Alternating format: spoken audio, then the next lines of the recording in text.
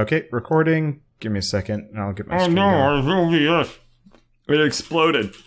It told me my video card is actually a sound card. It told me that my video card is buttered toast. Okay. It looks like my buttered toast is, But how do we know for sure? Just, don't use a metaphor, just tell us if it's working or not. But yeah, it's working. We're good. Okay. The delay from that response was very nerve-wracking. I said it was working, and then... No, you said, my toast is very buttered right now. And it was like, that was a response to you! Yeah, well, you know what? I don't understand what I'm saying 80% of the time. Well, don't blame me, because your vernacular is bullshit. I'm keeping all Welcome of to this. Four Nerds Save the Universe, episode 27. Did we record this last week, or has this been 2 weeks? We were gone for a week because I was out of town. Yeah. And now we're back because I am in town. Last week, Keith was celebrating his grandfather, and then... birthday. I mean, tomato. Yeah, at this age, you just kind of celebrate the whole person. Super different things. Yeah, because you could also... Yeah, never mind. I mean, the potato and tomato. Anyway, seeing as this is kind of recent, so normally we play D&D on Saturdays, but last night Keith was gone because he had a bachelor's party / all-day Factorio game. How did that go? I want to hear about that. Wait, who was the bachelor, that was going to get married? Whatnot? Marty. The guy that I live in the house of. Oh, he's like the owner of the house. Okay. Yep. Nice. And so he's getting married. I really want to hear about played Factorio all day with like 9 people in one room. Did you guys get the rocket up, or like how far did you get? I guess there's no way you could have made that at our pace, but... We finished researching the rocket, and somebody was building stuff of it when I went to sleep at like 3 in the morning last night. And we started at noon. When you woke up, was it like done? When I woke up, the group of people who were going to go do airsoft had left for airsoft, and I went on to start working at my job, and that was the day. Okay. So I don't know what the world state ended up in. That's a little anticlimactic. I may try to get a copy of it so we can like load into it or something during a Factorio session or something, but I don't have it right now because I forgot to say when I was leaving.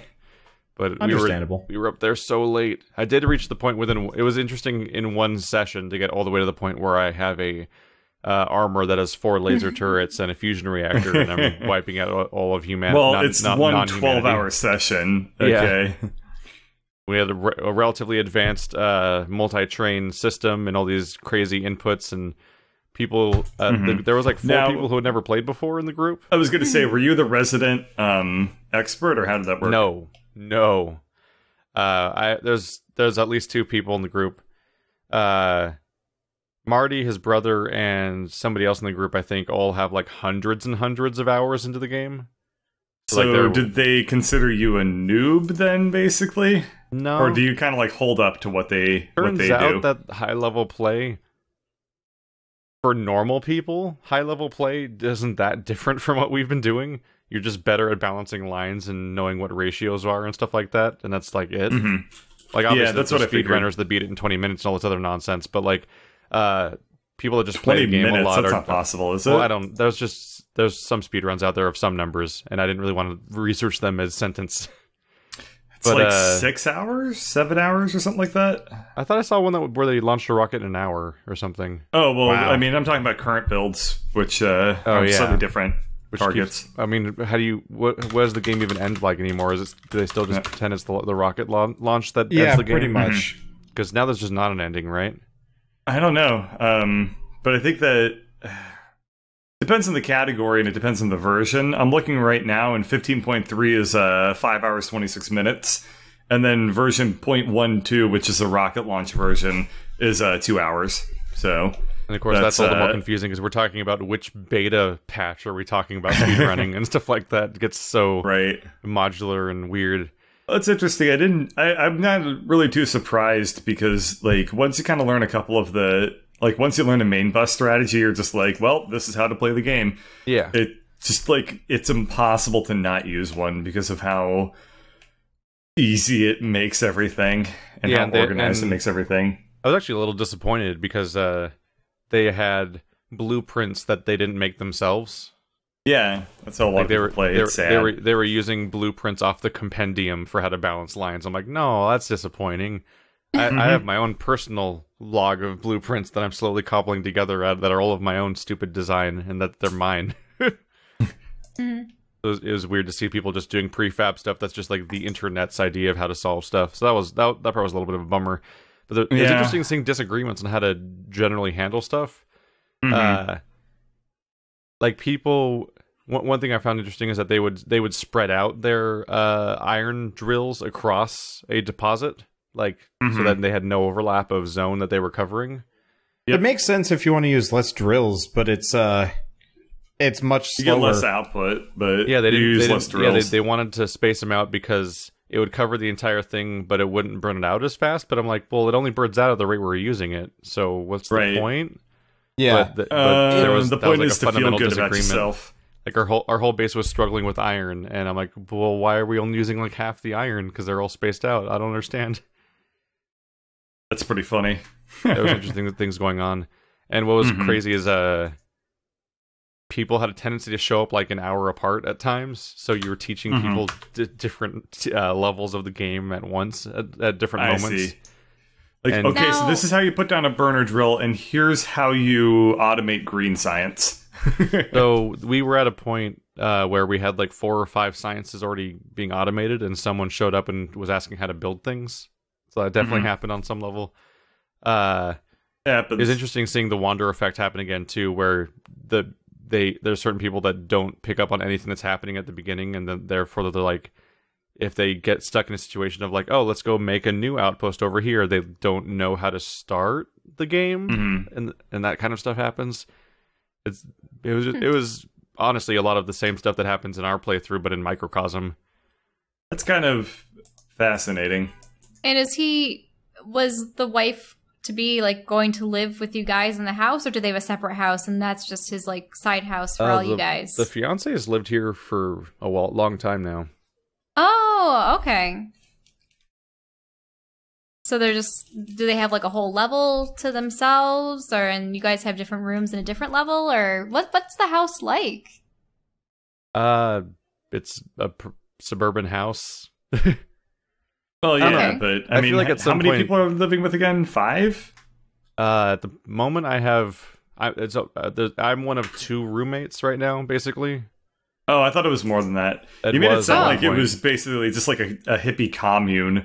I thought people there were like at least going. 2 or 3 other guys. Yeah, well, that's kind of what I thought. What's happened is multiple people have moved out over the course of the last 2 years. It's been now that I've been here, which is weird to think about, that I've been living in this little 10 by 10 space for this long, but never put up stuff on the walls because I don't think I'm staying here. Yeah. What is it? We've had some crazy. Well, there's one roommate that was just some girl that was going through college and worked at a grocery store somewhere, and she was just always in her room either studying or away doing other stuff. So there was like no contact of any kind. Literally just a dorm room. And then eventually for her, she moved out. Basically, yeah. We had one crazy roommate who will never not be crazy, probably. Who the guy who was like, grass is my favorite vegetable. Yeah, he's the guy I told you about. What? Who basically got hired somewhere because of his exceptional aptitude for programming and whatnot, but he's like, he had to have taken so long to get a job because he's just like the worst to deal with, basically. Like, he's just so unpersonable and actively problematic. Like I think I told you during a Factorio or during something where like he would like go walking across freshly cut grass, go over like the local like fields and stuff like that are like the public fields, and he would just track the thick mats of cut grass across the floor, and there would just be grass like solid footprints where the clumps would just could give up and come off his foot at some point. And when you told him to clean it up, he proceeds to what? Shove them in his mouth, going like, "This is amazing." No, he said you wouldn't like me when I'm angry. He's not an alien. Yeah, he said you wouldn't like me when I'm angry, and I'm like, Oh, because I'm like, what the he said fuck? that his grass was his favorite vegetable. So I couldn't remember what he said, but I knew there was a story involving grass and ridiculousness. That's why I thought he was going to pick it up off the floor and eat it when, like, He had a tendency to lay down in the backyard that's all dead grass and weeds and just lay there in the thistles working on his computer programming. And then he would come in and just track in, like, thistles and insects and shit that were just in our house now. Dude, I kind of do the same thing, except I sit at my desk. Yeah. And we have an L-shaped couch that has the end part's like a love seat shaped thing. And Okay. he would sit instead of sitting at any sort of desk or even like a TV tray or something like that, he would sit in the L on the floor, leaning sideways against the couch, and he would do that so consistently that there was like a body-shaped indent on the side of the couch. Ew. And his laptop would be on the pad itself. And at one So point, he he had an doesn't- entire pitcher of tea that he spilled and just left. Oh, God. And so there was just a giant brown circle in the middle of the floor that had to be cleaned up by adults because he doesn't seem to function like one. So does he, like, live in his own place now, or whatever happened to that dude? He's in some other state because he got hired by someone, and I don't know if they're still there because I've had no contact in the meantime, but That's I'm probably just okay. I'm just fascinating. imagining him, like, having to work in an office and just sitting on the floor. Because that's apparently all that he does. Like, sits on the floor, sits outside. Like, does he always have to be grounded? He can't be elevated on something? I don't know his inner workings of his brain. I don't know. I've never followed him to work or anything like that. I know that he was somebody that no one wanted to talk to at work, and so like there was no like cooperation around, and people just put up with him or something. There was weird experience of having to ask questions like, why is there sap in the shower? And not Sap? yeah, he would take tree sap and clay and things like that with him into the shower for like health things. I'm like, so he's got all these like he's got like a bunch of like bullshit like health beliefs, I guess, where you get bullshit fake products that don't actually do things. Oh, so he was like rubbing sap on his skin or using it as wash, or I've seen his I don't desk know. before, and it was completely covered in different jars and bottles and things that are all like white plastic with like a black label of some kind printed on, and they're all and anything that I've ever seen was like, this thing has clay inside it and stuff like that, and I'm like, what?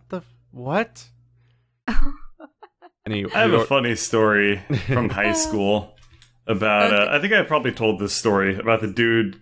Well, okay. Wander, you've probably heard this story because you know enough to be my biographer at this point. But, so I apologize if you've heard this one already. But, in my English class, one of my peers, I guess you could say, who was a total dumbass. We had a big test at the end of the semester, called a final, I guess. Okay. Anyway, so we had our final exam, and he comes into the classroom, sits at his desk, pulls out a bag of dirt, and just dumps dirt all over his desk and all over the floor around his desk. And he said it was his holy dirt that would give him good luck. On his test. On his desk. So No, but by putting the dirt on the desk when he takes the test, it's going to give him a good grade. Yeah, it's going to give him a good grade. So he just dumps dirt all over his desk, all over the floor around his desk. My teacher is like handing out the exams, and he comes over to this guy and he just says like, "What is that?" And he was like, and this is exactly how he talked. I'm not going to exaggerate here or stereotype. Okay. "It's my holy dirt." And so my professor was like, my teacher was like, Yeah. "You're going to clean that up?" And he was like, "It's for good luck." And my teacher was like, "I'm not giving you this test until you clean that up." And so we had to take the final like 15 minutes late because he had to like go find a janitor to get like a broom and a dustpan to sweep up his fucking dirt and then like put it into a trash can.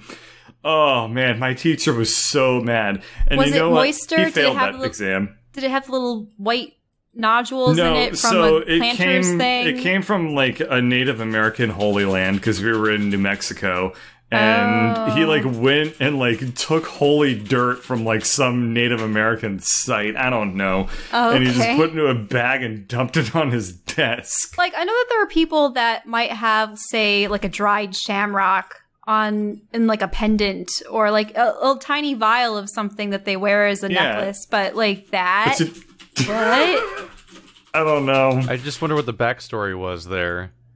I could talk about this guy for a long time. Some people are difficult just for the sake of it, like as a joke, but some people mean it, and then other people are like pressured by family. Like I can almost imagine like some mother that believes all this stuff and is like, it's like, oh, this will protect you in your test, and like you have to do this, and then he goes hoping that.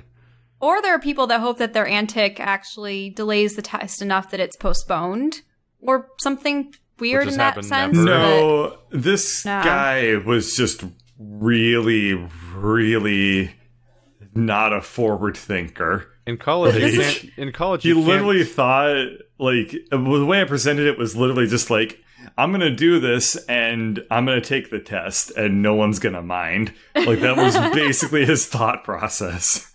I have a funny story about like weird cures. So go for it. I was probably maybe like 7 or something, and I had read somewhere that like pine pollen was supposed to be good for you. I don't know in what or where, but whatever. And so my friends and I were playing outside. That pranks people with allergies. I don't know, maybe. Just jam it up there. That'd be great. My friends and I would always like to play make-believe outside, and we would be mages and knights, and like one of them would like to be a princess, and we'd be her bodyguards or something. We'd be, you know, tootling around the yard, running around with sticks and stuff, fighting imaginary dragons and whatnot. And one of them had like bumped her head, and we were just like, oh no. And, you know, my mom looked at it and she's like, oh, well, I mean, we can put some ice on it and stuff. And so she had the ice and everything. And I'm like, well, I read about this, about pine pollen, and look, our trees, all their pine pollen's out. They were like the Austrian pines that had those little, they're peculiar. It's like they have a little dongle, but like several of them that come off the branches. And if you bop them, you just get like a plume of yellow pollen. Oh, we had that stuff all over the place in North Carolina. Right. Mm-hmm. So, and the interesting thing was we had a lot of trees that were in groups of 3. And I remember the story of that day had been that, the triangles are everywhere, and trios, it means something. And there were 3 of us. So we thought that like it was some kind of weird mystical thing. Kid for logic. Gotcha. Yeah, for the story. And I thought this was a news story. No. So, it's fine. So we went out to the trees and we started running around them, bopping their branches, and there were just plumes of yellow pollen everywhere. And maybe it was just because we were excited, or, we were running around and our adrenaline was up, but, my one friend who bumped her head, felt better by bopping the pollen off the trees, and we were all happy. Thank goodness none of us were actually allergic to that stuff. I think another friend of mine would have been very allergic to that. Oh, man. But, yeah, it was just funny. That's just one of those old memories. I have a story actually extremely similar to that one. Okay. So it was springtime.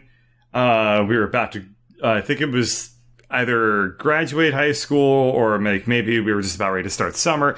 I don't really remember, but all I remember is that like all the trees around the campus were just in full blossom. It was really pretty. And I just like saw this one tree and I was like, I've never seen this tree before. And it was like a cherry blossom tree or something. It was so cool looking. Did it have all the petals flying? It did have all the petals. They hadn't fallen off yet, but it was in full bloom. And I was like, this is so cool. I want to go up and like inspect this tree. And I walk underneath the tree and it was just this cloud of like tree stank. Like The tree was basically just announcing to the world, like, I am ready to germinate. And it was just like, it just like was this poison gas cloud of tree stank death. I mean, I walk in. Are you sure it's not the semen trees? Yeah, we had those in college. Those were The what? great. So dogwood. I believe it's dogwood. No, it's not dogwood. It's a different type of tree. You sure? I'm fairly... I think it was a different type. It might be like another type of crabapple-y thing or something. No, they didn't have apples. Bark. But this one they have the little white blossoms though, because I suppose our crabapple didn't smell that bad. Yeah. But we have a dogwood in the front, and they have completely different petals. Male. Oh, okay. I don't know. But effectively, there are two. Obviously, tree genders and stuff like that. There are tree and bush genders. Yeah. So don't know if it was the male or the female version of this tree. It'd probably be but the problem is. It doesn't matter. They would need both, wouldn't they? But one smells, one doesn't. Oh, okay, I get it. And so the female version I think was fine, but the male version stank like jizz. Oh my god! And they planted it all over the dorms. Oh. They planted them all. So there were the dorm buildings. And then there were all the academic buildings, and between them was the gymnasium and just a long path. It was called the quarter mile, but wasn't it more than a quarter mile? It was like a third. Yeah, it's called the Green Mile with the sound of it. Okay, and so all along his palms are sweaty. This path, were these trees, and people would have to walk through them. Yeah. Well, whatever tree it was, like, it didn't smell bad. It just was like, if you've ever smelled like something, like, you just like, I'm allergic to that. Like, you just immediately get that sense of like, this is very pollen-y and I'm dying.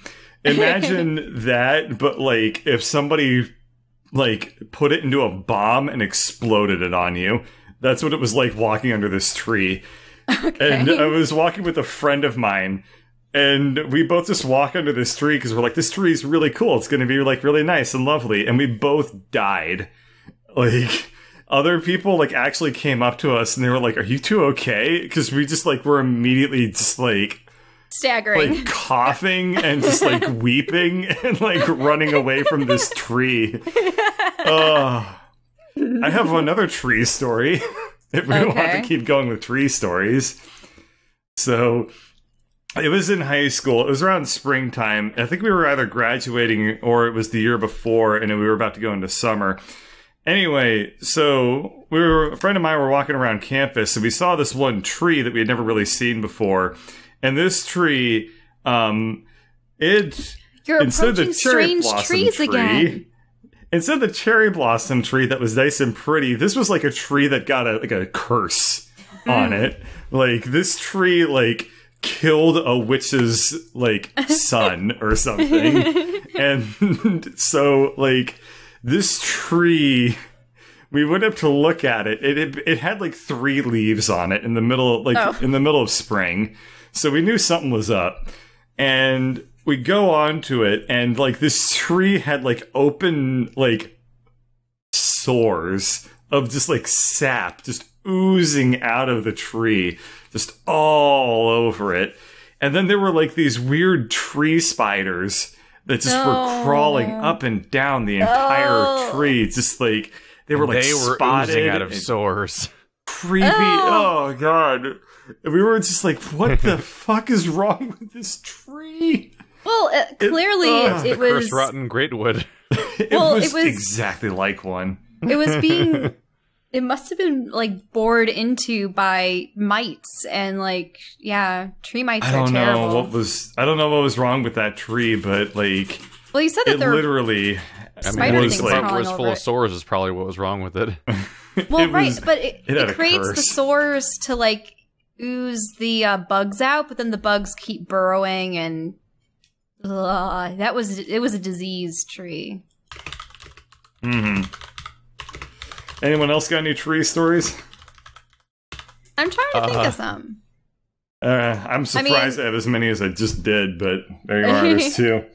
I mean, I think I already told you guys about the raccoon that suffocated in one, right? No. What? I No. haven't told you guys the raccoon story? How many animal death stories do you have? I have tons of animal death stories. That's not... Wow, that's a casual encouraging. sentence. Okay. Well, I mean... At one time that we dissected a hermaphroditic pig. Yeah, the hermaphroditic pig. That was a school-sanctioned dissection. We have a podcast I mean, that's titled Hermaphroditic Pig Fetus. the hermaphroditic pig fetus. Yeah, Is it a that punk was band? pretty cool. Okay. So this is the story of the chubby raccoon. May, its soul rest in peace. So we used to live up further by the lake. By the lake, I mean Lake Ontario Lake. And, quaint little house. We had a in-ground pool in the backyard, and it backed up to a golf course. So we get a lot of golf balls in our yard, unfortunately. They never hit anything or anyone, but, we would gather them all at the end of the day, and it would be fun to see how many we had. But there was, a stand of trees betwixt the yard and the golf course. And there was this one tree that had just had a large hole in it, but way up high, probably on the second or third story of a building kind of height. And one day I remember walking outside in the snow, and I was probably maybe 4 or 5 then, and I see a raccoon butt sticking out of the tree. and it was pretty motionless, and there was a tail, dangling out, and one of his feet, and it was just okay. Yeah. Wow. Poor raccoon. So my mom, she goes, "Oh, I need to call animal control or, someone to get this thing out of the tree, because who knows, it might be dead." So she calls around, and of course, I think maybe the police department or something was like, "Oh no, go to animal control." And animal control is like, "Oh no, we're closed for today." But somehow someone was able to come out. I don't know if it was that day or if it was the next day. Freelance taxidermist. I don't know. But they came out with their ladders, and I remember standing in the backyard and just hoping the poor thing wasn't dead. But sure enough, it had suffocated in there, frozen to death. I don't know. They said that it had gotten too large and had tried to, go back into its little home and just got stuck. Got stuck in the tree. The poor thing. America. And that the story doesn't end there. Yes, they Our took. raccoons are too fat to live. So they took the raccoon away, and I was upset about this. I would get upset often when I'm my upset parents about it, just hearing about it. My A raccoon parents found shall animals- blot out the sun. Well, I mean, there was the time that an opossum and all her little babies drowned in our pool. That was a bad thing too. Oh, you didn't cover your pool? What the hell? No, the pool was covered. My parents were uncovering it, and then they found all their corpses. So somehow they got under the cover. Well, I don't understand that. But in any case, so I was feeling bad about the raccoon. And at the time, Beanie Babies had come out, right? Everyone has. But I have over 100 Beanie Babies back at my parents' house, probably. You ripped out its little raccoon heart and you stitched it into the Build-A-Bear, and it'll live on forever. No, it wasn't quite like that. She's so not my a mom, Satanist. so I don't know. My mom's friend from high school lived a couple states away, and she had heard about the story. So she sent a package in the mail, and I open it up, and I am greeted with a paper towel tube roll, a brown paper roll. And it had a hole cut in it, and Ringo, the raccoon, the Beanie Baby, was stuffed inside it with a leg dangling out and its tail and its butt. and it's like, I own that one. Sorry about the raccoon. Here's one that you can have. And I'm just like, and I told my friends this story. They're all cracking up. Damn. They're like, cold. Oh, they thought it was hilarious. I mean, I was glad to have the Beanie Baby. It was probably one of my first Beanie Babies, actually. But yeah, so that's how I came to acquire Ringo the Raccoon Beanie Baby after the terrible demise of Mr. Chubbs, who couldn't climb into his hole in the winter. All you had to do was capture his soul. Right. Oh, It's like a soul gem in Elder Scrolls. Soul gem in Elder Scrolls? You had to something you had to dies? imbue the Beanie Baby with its death. I have another little. God, I have so many like stories about stuffed animals from when I was a kid because I have so many. I have none. Oh man, I feel like this whole podcast could be just Shell and I exchanging stories about like stuffed animals and trees, apparently.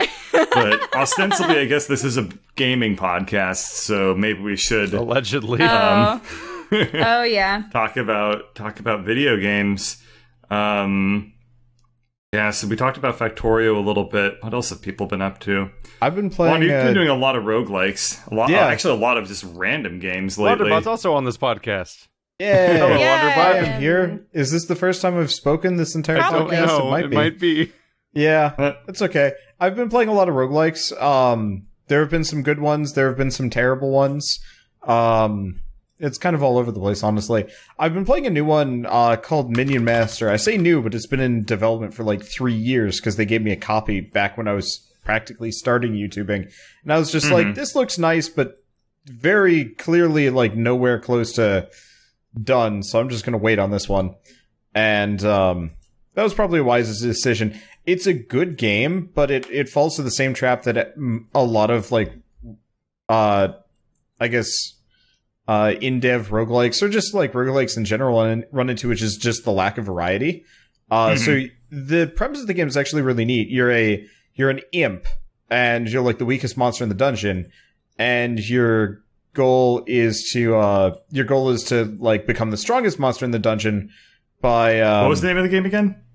Mid-boss. Okay, I think you said something different. I might have. Sorry. Yeah, you're talking about mid-boss right now, though. Yeah, mid-boss. Okay. I might have said like minion something. Sorry, Yeah, you did. brain. Yeah, It's fine. There's another game that kind of was similar but not as good. Okay. I just wanted to clarify because I Yep. was like, this sounds like mid-boss, but he didn't call it mid-boss. Yeah, sorry. But so it's kind of this. It's I think this Bird's neat here concept to be the local expert on Wander. on Wander's expert on semi-tired me. brain. Yeah. But so unfortunately runs into the same problem that a lot of roguelikes do, which is really low variety. So the entire point is like you take over these monsters, you get their abilities, you get better at like playing these monsters. Oh, and I'm looking at it. Notably, this is genuinely a roguelike. Yeah. Yeah. Oh yeah, this is like As is almost never true when that term is used. No, this Yeah. is very, very Is everyone old standing school. on tiles moving at the same time when you press a button and so on? Yep. Yep. Neat thing about it is it has a speed mechanic. It actually, so it kind of does a slightly different thing. Most roguelikes will do it where everybody just gets their turn in order, whereas mid-boss is very much like if you have like if you're playing as the rat, you go way faster than the minotaur, for example. And so you can kind of cheese speed mechanics more than a little to like just destroy your enemies. So very often I will like be low on health as a vampire bat, and I'm just running around life stealing them as they like kind of shamble towards me. And it's So is it basically a dungeon full of existing creature types, and you basically pick one to play as out of the mix? but you can And rise from obscurity. Yeah, but instead of like having standard healing, you have to heal. Repossess. Well, yeah, you heal to full every time you repossess a new creature, but you can also like drop a new creature. But the goal is to master as many of them as possible to give yourself like a wider host of abilities to use, because every creature can then be reincorporated into your imp form and used, which is really neat. And I've effectively generated this unstoppable hit and run fireball machine. Is that the Aether Bat that you're talking about? Yeah, the Aether Bat is my is like kind of the crux of the whole thing. The developer, so the Aether Bat has Blink, which just has it teleport randomly around the screen. Unless you're me, where I got a magical item that made it so I can teleport specifically wherever I want. So pretty much unless an enemy has like a long ranged attack, nothing can reach me or touch me or do anything of the sort, which is kind of beautiful. But unfortunately, it does the kind of Pokemon recolor style.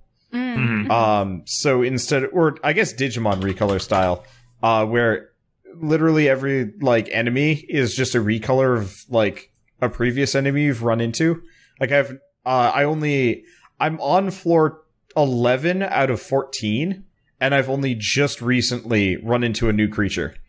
For the first time in, like, I want to say, like, 6 levels or more. Yeah. And so it's like, you kind of get, like, bat type A and B and stuff like that, but it's very clearly just, like, I don't think they had the time or the budget to like, really make everything, like, as deep as they wanted to go. But unfortunately, it's one of those roguelikes where you're just like, I'm not really sure if I want to play, like, another run of this, which sucks, but I don't know. You were going to say something about, you said the developers, and then you kind of trailed off. Oh, well, okay, so part of it is they were watching me play it last night, so this is a problem I have, where I'm, like, playing a game, and they're watching me live, and I'm like, okay, just maybe don't talk about it exactly negatively. Like, I get this performance anxiety where... Oh no. I went on last night and then bitched about the game. Yeah, no, I think you said something actually fairly negative. There you go, viewers. Those videos of that game were not his true opinion. Almost immediately. I mean, I like the game. It's just one of those where I'm playing it, I'm just like, oh, they need like 3 times as many monsters in this game would be amazing, but because they only have this set, it's kind of like, oh, I don't really want to play this again. It reminds me when I had that experience of playing through Zenith while praising it, but also talking mad shit about so many parts of it because it's a mess of a game, and then finding out the developers were watching the entire time afterwards. Kind of conversely, I've actually been playing another roguelike called Dead Cells, which is... Wait, before we get off this topic, I need to know, did they see what I wrote about their game? Maybe not. Oh, wait. How you've played Bridges it? burned. No, How I didn't. dare you talk shit about a fellow indie I just developer? went to chat, and he was playing as the Aetherbat, and I was just like, the sound effect makes me want to die. Yeah, they very, very possibly saw that. That spellcasting sound effect, Wander, as you play as the Aetherbat. Oh yeah. I will pay you good money to mod the game to replace that sound effect with either nothing or something better. I suppose, depending on how you worded it, it could be construed as, a form of constructive criticism. Sentence, this game looks like something that my dad would get me when I was a kid off of a freeware shovelware CD. Oh no. Probably a pretty constructive thing. Oh no. Not that part. Does the sound better or worse than the ghost sound from freaking Sexy Brutal that would trigger 15 times I don't know, man. The Aetherbat sound is like... Like, it's the worst. I mean, I would argue that the ghost sound was the better sound effect, but it was repeated, and it was so much louder than everything else. Yeah, that game had a high-pitched laughing ghost noise that would play whenever you were in a room with ghosts. It would play at the moment you entered as the ghost spawned, but the problem was if you peeked through a door to look into the next room, the moment you stopped peeking in the door, it would respawn the ghost in the room you were in, making the sound effect play again, over and over again. And that game is about repetition and backtracking. And peeking through doors a lot. Yeah. Actually, you triggered the same sound 6 times in the same room without leaving the room. And I mean, the interesting thing with that, too, is I know that sound cues are important for games, but how difficult would it be for someone, say, who's hard of hearing to actually play video games? It's extremely difficult. Depends on how much the sound matters, I guess. I saw this one extraordinarily cool video about this topic in an oblique sense, where they were a player that was blind. And so they required, they were talking about what games they could play purely off of audio cues. And they said that the only game that you can play if you're blind, all the way through, like that they said that they could really get into and really understand what was going on was, Oddworld, Abe's Odyssey. And they said every other game didn't have distinct enough, sound effects for them to understand, but they're still like memorizing the entire game as they go, basically, right? Like that's so they were just basically putting together audio cues in a long sequence of like insane cause trial and and effect. error. Yeah, trial and error, which to be fair is not really that much different from the way playing it with your eyes. Yeah, because that game is it was a very fun game for the time, but holy God, it's not a fun game to play. It's just frustrating now. Yeah, because I know that in a lot of games there are puzzles that are either music puzzles or sound puzzles, and unless there's a visual to correspond with it, I know that there are a couple, like, I remember in Riven, you'd be twirling these little wooden balls and they would make an animal noise, but if you have to be near the animal to hear the animal noise, and so... And it's interesting. And it makes me think of, like, do they put their games through filters to check for color blindness, per se, so that they... Some developers will, but most don't. They don't even think about it. Some of the filters are just kind of bad. Yeah, they are. It seems like the color filter they do for colorblind people on Doom seems to just make the whole game green. Well, I remember fiddling around with Photoshop, and it made everything either like a weird periwinkle blue or olive green. Yeah.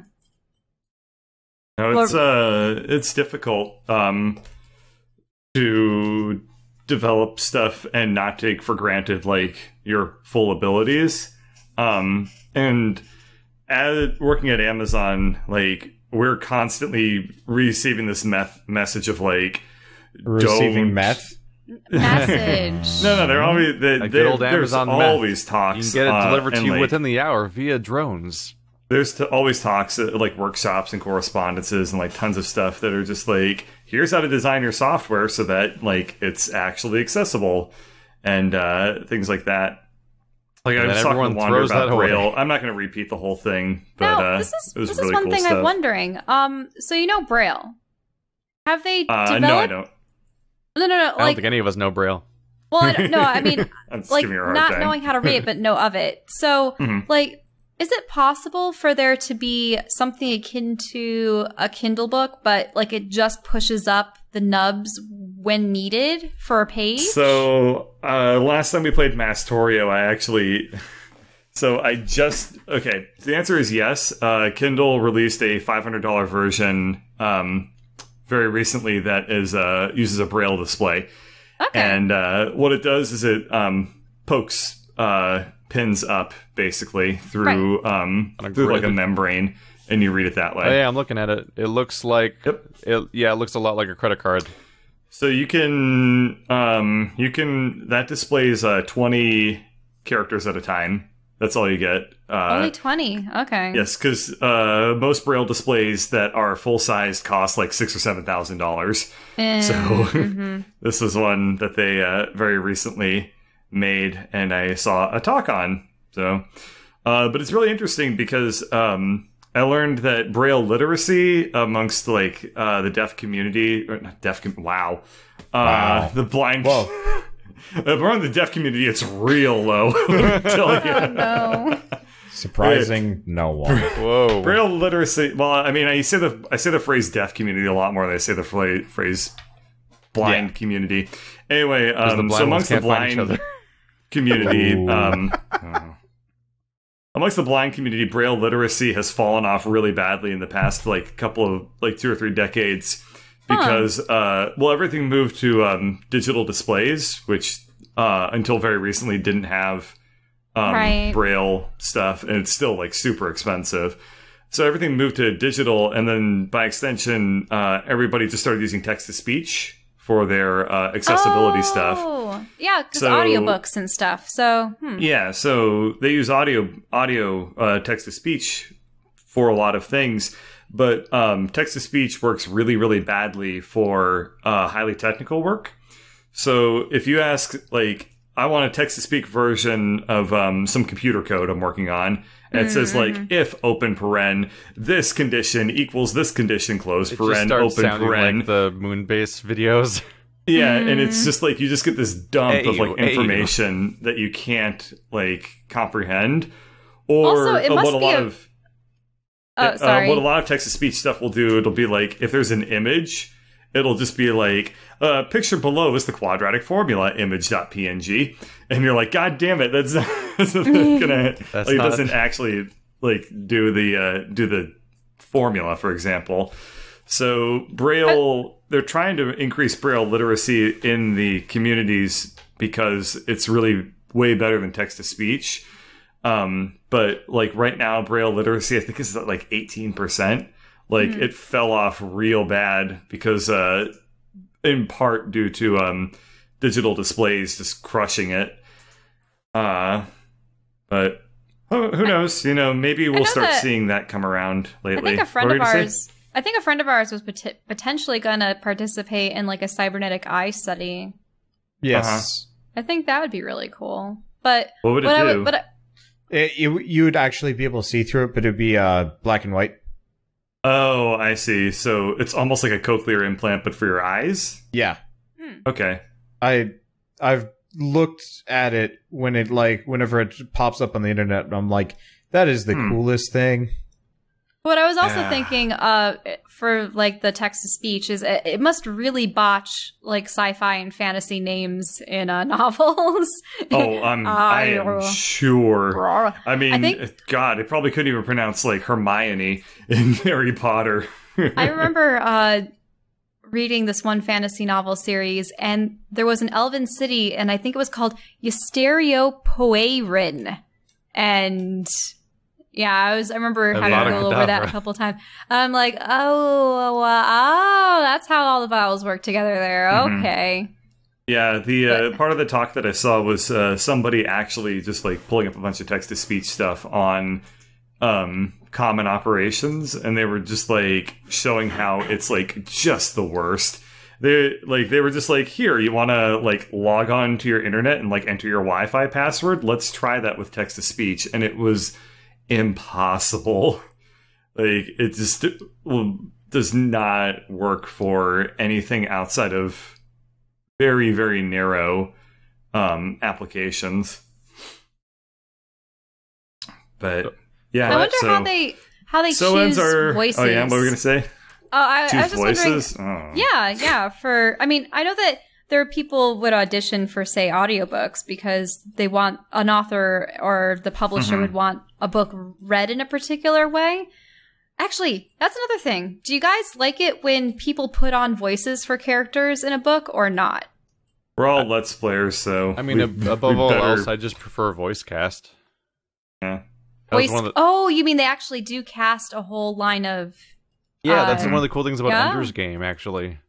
Oh, really? Ender's Game has a series of voice actors in it. It's not perfect. I think the main chapters are actually just one person, but there's back and forth between two other characters between chapters and stuff like that are like sort of planning the stuff that's going on in the story, and those are two different voice actors from the main one and stuff like that. And like the bigger the voice cast, the better. Like what's really cool is a really good one was actually World War Z.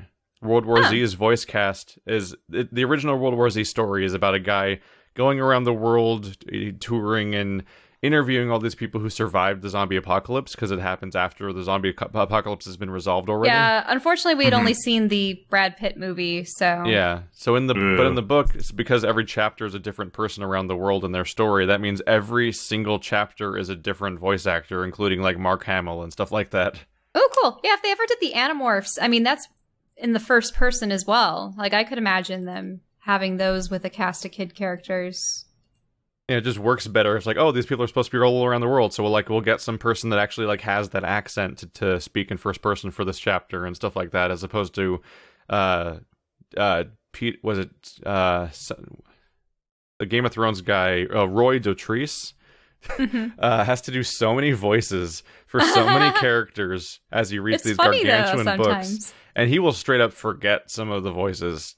Okay. Yeah. Never mind that. But because the books come out so far apart from each other, in particular, like by the time like the next one comes out, like A Dance with Dragons and stuff like that, or whatever, like oh, I guess Arya sounds like that now, and stuff like that will just happen because he doesn't like review every single voice from 4, 5, 10 years ago or whatever when each book comes out to actually get every voice right. So that happened to me in my extremely short-lived Owlboy series. I think like Getty's voice changed like 3 times in 2 episodes. Getty's voice started as like nasal nerd for me, and then I don't know what it ended as, but it was not. He changed it a couple times. Is that like you meet Getty like immediately, Then he goes away and you meet like 30 other characters. Then you meet Getty again and you're like, oh shit, he's back. What was his voice? And then you find out, oh, Getty's the main one. Yes. Yeah, oh, people man. were a little upset when, who was the spider kid? Oh, no, That I didn't wasn't play that actually game. a spider. I want to play it more. Okay, Spoilers. Sorry, spoilers. And he was like, Who was the guy that died at the end? No. Owlboy. So he was sort of like an Owlboy was dead anti-hero, the whole maybe time. even antagonist at the beginning. So I was playing him sort of cool and like that kind of character. And then he's like a mewling kid that wants to get out of the house, and his brother and his father are chastising him all the time. So then I was like, oh, guys. And then people were like, no, we like the old voice. So I had it that when he like throws on his getup and is a spider again. Oh, he becomes then- cool. I think I tried That to he make him becomes sound like cool. Sonic the Hedgehog. Whoa! Because that's exactly what his character was that exact irritating personality. You know what I did is I made Getty when he came back. I didn't realize he was going to be like the main dude that would never shut up. I made him have the voice of Geddy instead of Lee. you. I made him have the voice of Geddy Lee from Rush. Oh. That was an extraordinarily poor decision in hindsight because he never shut up. Well, I mean, So- what you say about his company is what you say about society. It's what I said about Actually- every goddamn thing in that game. Actually, when Wander was playing, what was it, Alphonse? Was his name Alphonse? Yeah, I think so. That's the name of one of my bunnies.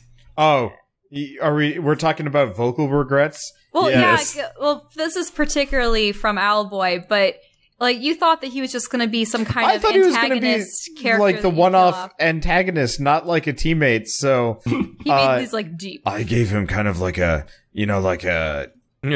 that kind of voice, and it was just such a bad mistake. You'd be hoarse at the end of the day. I was so hoarse. I was wasn't hoarse even- after like 3 minutes of voicing Geddy Lee. So I played Mother Russia Bleeds with Andrew, and we were just giving every character a voice based on what they look like. And everyone's like Oh, a yeah. horrible, run-down, beat-up, nasty, junky monster. So all of our voices were just murder on our voices, and every single sure. session we were losing our voices completely.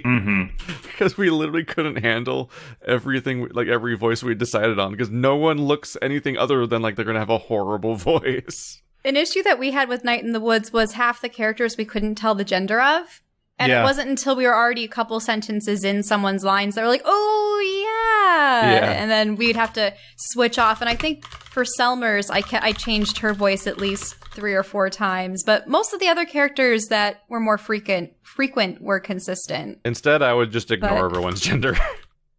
Well, Whatever, I already decided. Well, you weren't co-commentary Let's Playing it, so whereas, Yeah. well, I already gave I you would a do voice. female voices and he would do male voices.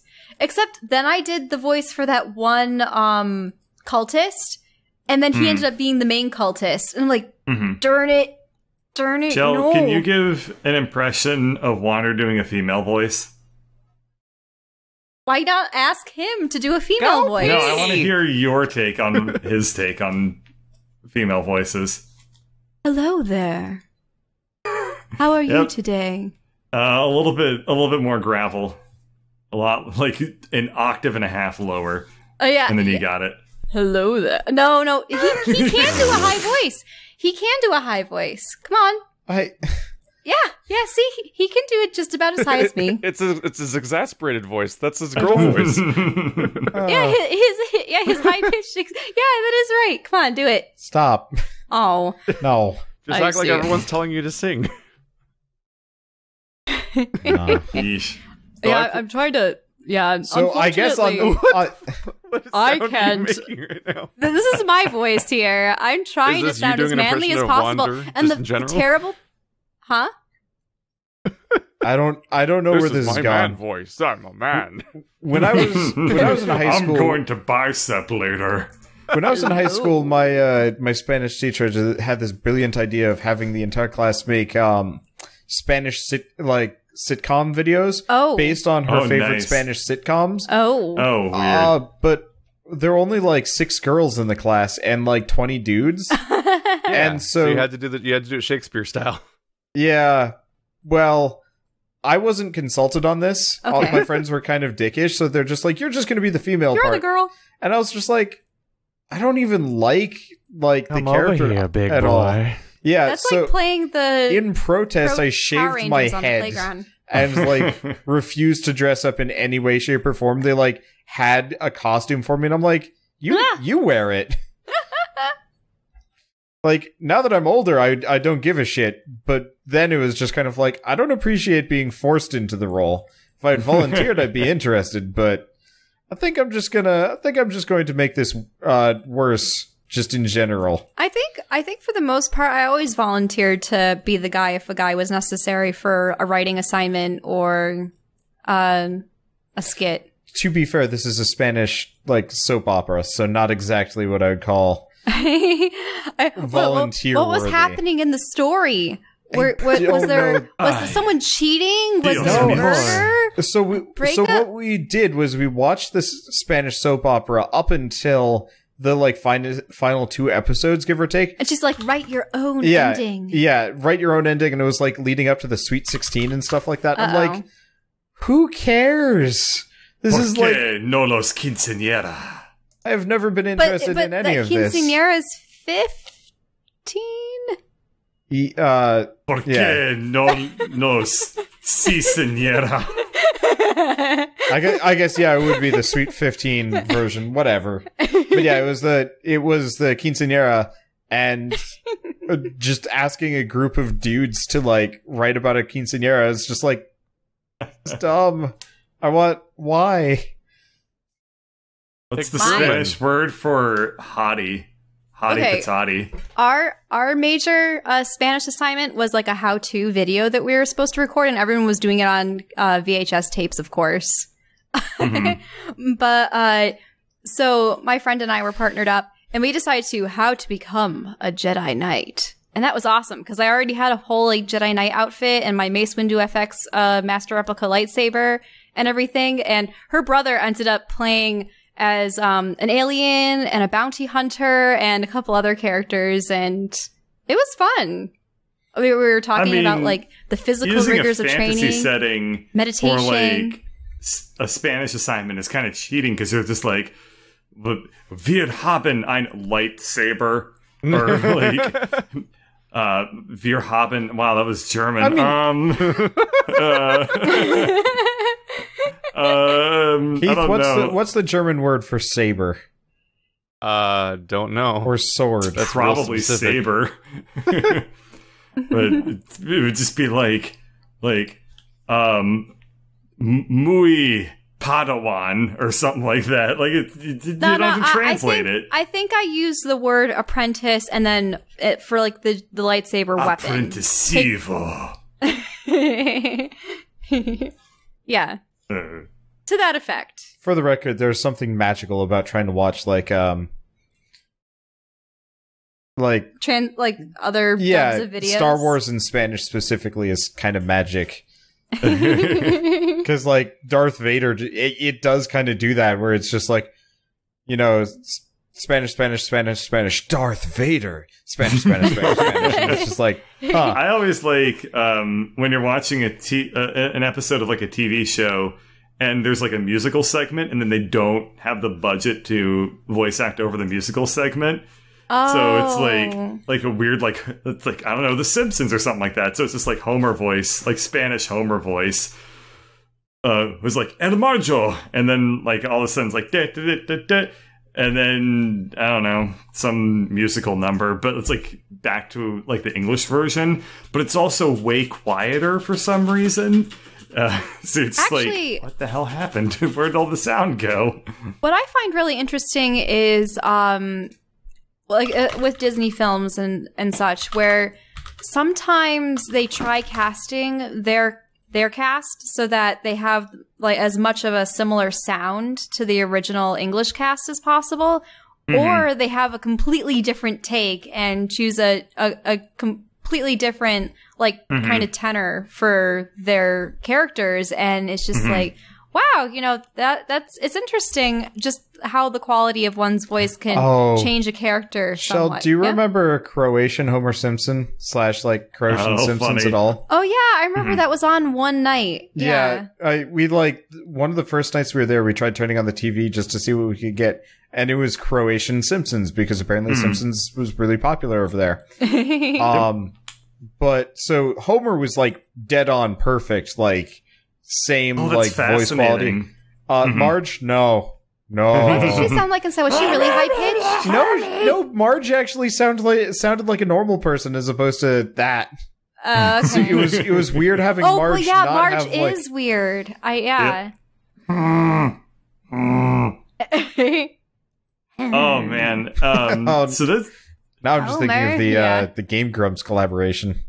Oh yeah. I guess I do sound like Oni right now. Yeah, you do.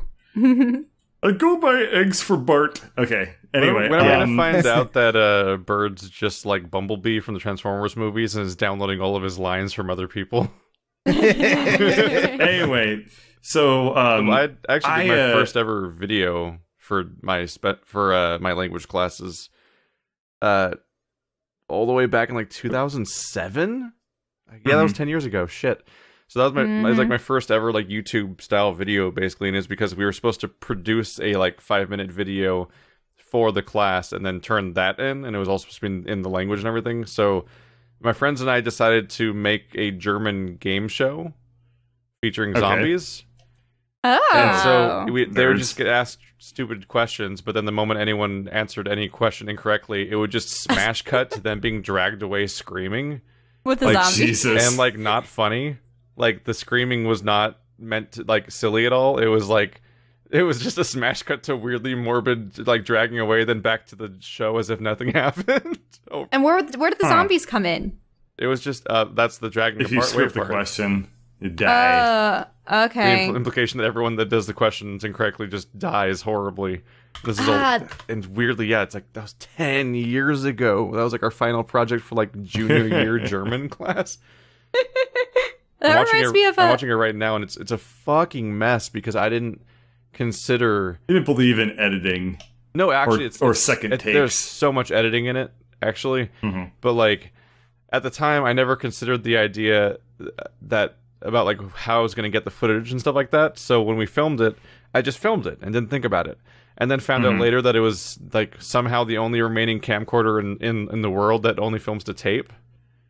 Oh God! After the project's already done recording and everything, and everyone's gone, and so then I had to figure out how. I'd learned things I had to learn new words like firewire and all these other things to figure out how to ever fit anything together. And the resulting video is it's probably 4 frames per second. It was that's the only thing I was able to export onto my whatever fucking computer I had at the time and whatever connection I managed to put together. Because that was just all I was able to put together and made the video out of that. It's the most disappointing outcome. This is going to sound super cheesy, but so the same friend and I that did the Jedi Knight apprentice thing, we had done it was Tom Sawyer. We had to do our own reenactment of scenes from Tom Sawyer. And I was Huckleberry Finn and my friend was Tom Sawyer. And it was so weird putting on a Huckleberry Finn voice. But we were doing the scene where we see Injun Joe, I think that's how they pronounced it, burying the body of a guy that he had murdered. You guys had read Tom Sawyer, right? Yeah. I never have, actually. You've never read Tom Sawyer? I've never read Tom Sawyer. My class read Huckleberry Finn. Oh, we also read Huckleberry Finn. My class read Huckleberry Finn, and I read Tom Sawyer for fun because it's pretty short. So I was might as well knock out both. I don't know if we read them back to back or different years. It felt like it was just implied years. That they just assumed we already read it in a previous year or something. Obviously, some other class you took would have required you to take read Tom Sawyer at some point. So we're just going to start with Huckleberry Finn. And I'm all right. There's a bunch of hilarious things. So the dagger that we had our other friend who was Injun Joe used to slay my first friend's brother, who was the victim. they had Sting from Lord of the Rings, but like the one that makes clanging noises and glows. So she starts stabbing my friend's brother, and it's like clank, and she throws it on the ground while she's quote unquote burying the body, and it's like clang, shing, Jesus. It's like, okay, Sting, stop that. And at that point, our characters were hiding in the bushes watching the whole ordeal, and they were supposed to be bringing like a cat to the graveyard to bring out ghosts, or I don't know. But so we have this cat stuffed animal, and as we run away in fright, I throw it into the air, and literally a couple seconds later, it comes back down. So I threw it up like clear into the sky, and it was just hilarious watching that. Oh my god. I want to watch this stuff now. I want to watch both of the things you've both talked about. And afterwards, I think mine actually is on YouTube. I have to see if ours ever got to be there, or my friend still has them. And then we did a stop motion animation at the very end with her Star Wars Legos. And it was essentially C-3PO and R2-D2. And, C-3PO was going, no animals were harmed in the making of this film. And what? And R2-D2's like, and it's like, wait, what do you mean that some were? And you see the Imperial shuttle come down, and there are a bunch of stormtroopers, and it crushes all but one.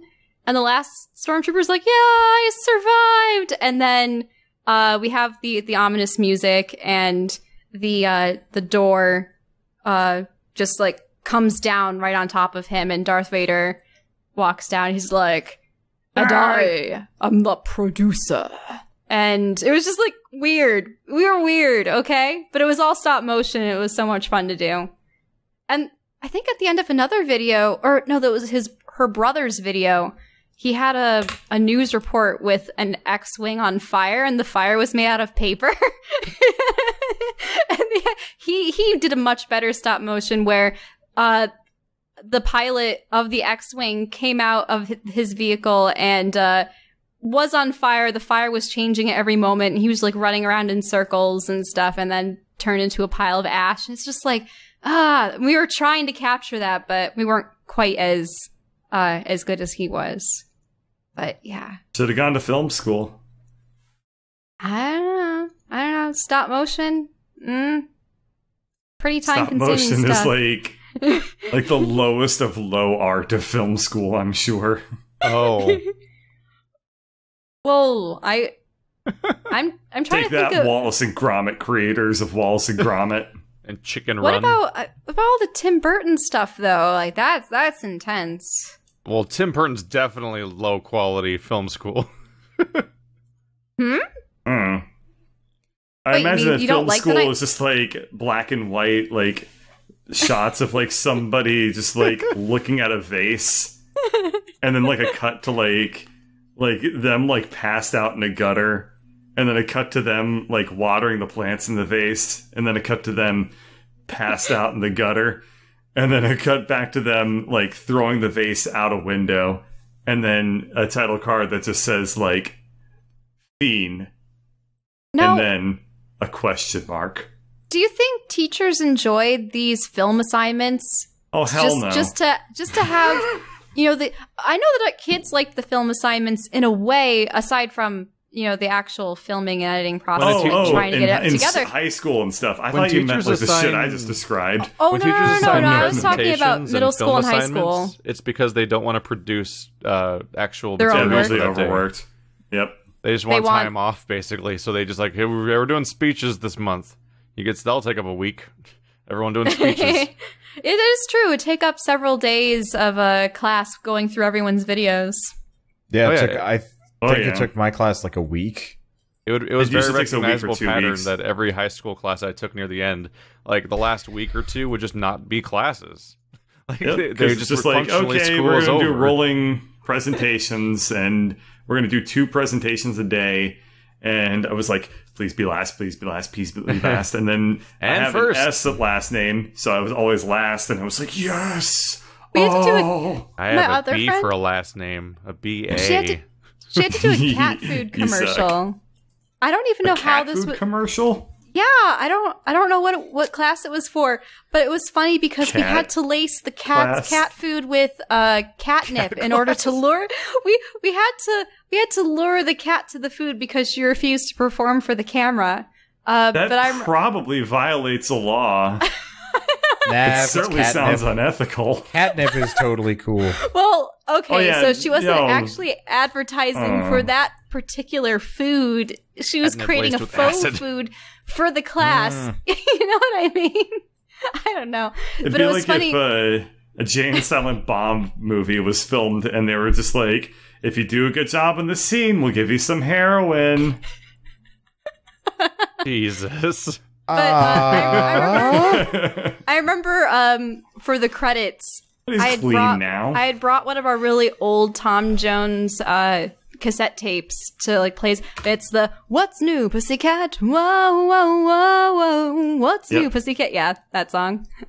Pussycat, pussycat, I love you. Yes, I do. Yeah, those are the good old days. No. Yeah, that really sucks. Somebody needs to try to draw a flow chart of this conversation. I gave up.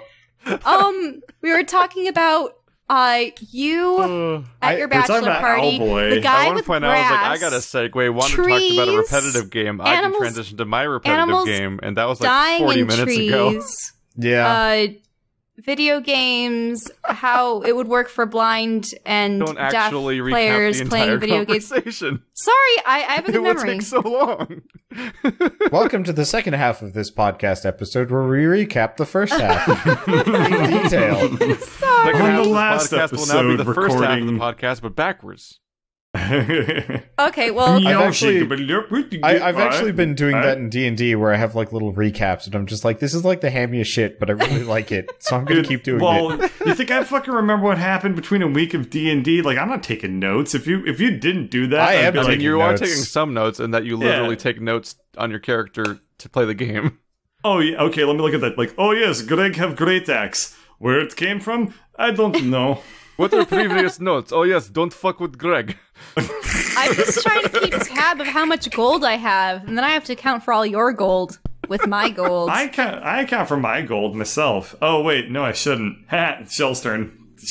I'm not even gonna keep track of it. Shell has to deal with it, and if she doesn't do a good job, then Greg's gonna be pissed. It's called roleplay, right? I think I only have 2,500 of your gold. Well, okay? you're gonna have you do only have 2,500, so. Of your gold and of Keith's gold, because that would be too much for you guys to carry. So if I go to the store and I'm like, I would like to buy this piece of bubblegum for 13 bronze. You gotta ask for it like you're asking for mom's allowance. Ellerin, can I have some bubblegum? No, you just had bubblegum. I We didn't. have bubblegum at home. You can't prove that I The have conversation I bubblegum. hear every time children are in stores is they ask for stuff, and then the mom's always like, "We have that at home. We just need to get home, and you have it." And then they start throwing a tantrum because they can't have it now. Okay. What are the shelf. worst tantrums you've ever witnessed in public? Adults. Yeah. Adults? Adults. Okay. Yeah, adults show the worst tantrums. Wanda, you sound like you had something to say. Oh, I just... Children. I think he's just No. drifting through space now. No, I mean, I'm just playing Dreadmore while you guys converse about things that... Whoa, I that's an older generally- one. Yeah. Dungeons of Well, Dreadmore. yeah, why not? Man, I hate that game's art. It's awful, but it's I better than Mid Boss. They have caterpillar eyebrows. Yeah. I mean, the game's art never gets worse than its actual promotional art, which is the worst. It's true. Because the banner Let me art is look. like, oh, I hate looking It's- at you. So this is an interesting problem with roguelikes. Why are your eyebrows credit cards? Oh, right. This fucking... Oh. It's honestly one of the best roguelikes on the market, period. It just... I just noticed It's that ugly as you have an entourage sin. of animals with I think hearts it's the first roguelike I ever fluttering after played. them. Was this made in RPG Maker version 2 or something? I don't know. Wow. But like in reality, it's an amazing game. Mhm. It's Has actually really there ever impressive. been a They made hit it in the game- Time Splitters 2 level creator. Has there ever been a hit game made with a pre-generated game creator system? Of course. What? Yeah. Yeah, I mean, Tons of RPGs, honestly. Risk of Rain was Game Maker.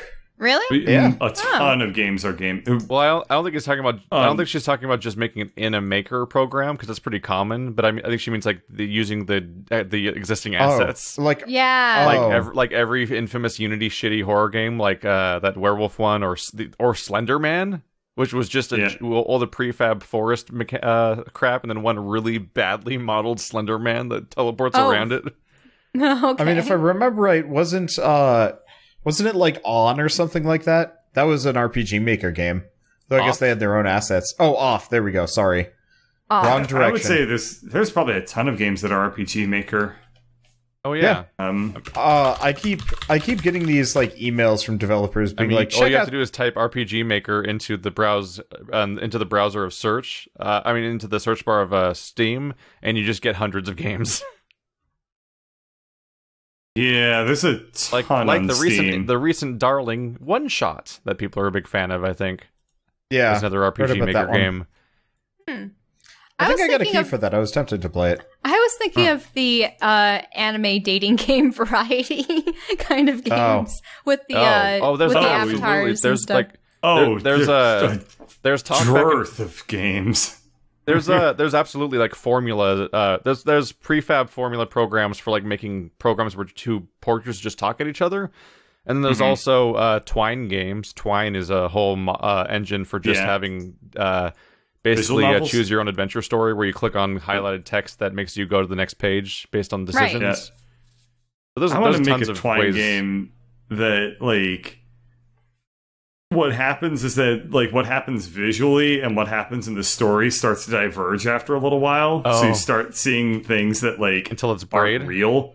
And I want it to be just, like, where your decisions, like, I don't know. It's just, like, a cute idea I've had of where, like, you make these decisions and your character, like, doesn't actually, like, follow through on them. Like, if they're, like, if they don't have the confidence to do it, they do something else. And then, like... just stuff just doesn't like work out, and you see like inner dialogues as opposed to like actual people talking to each other.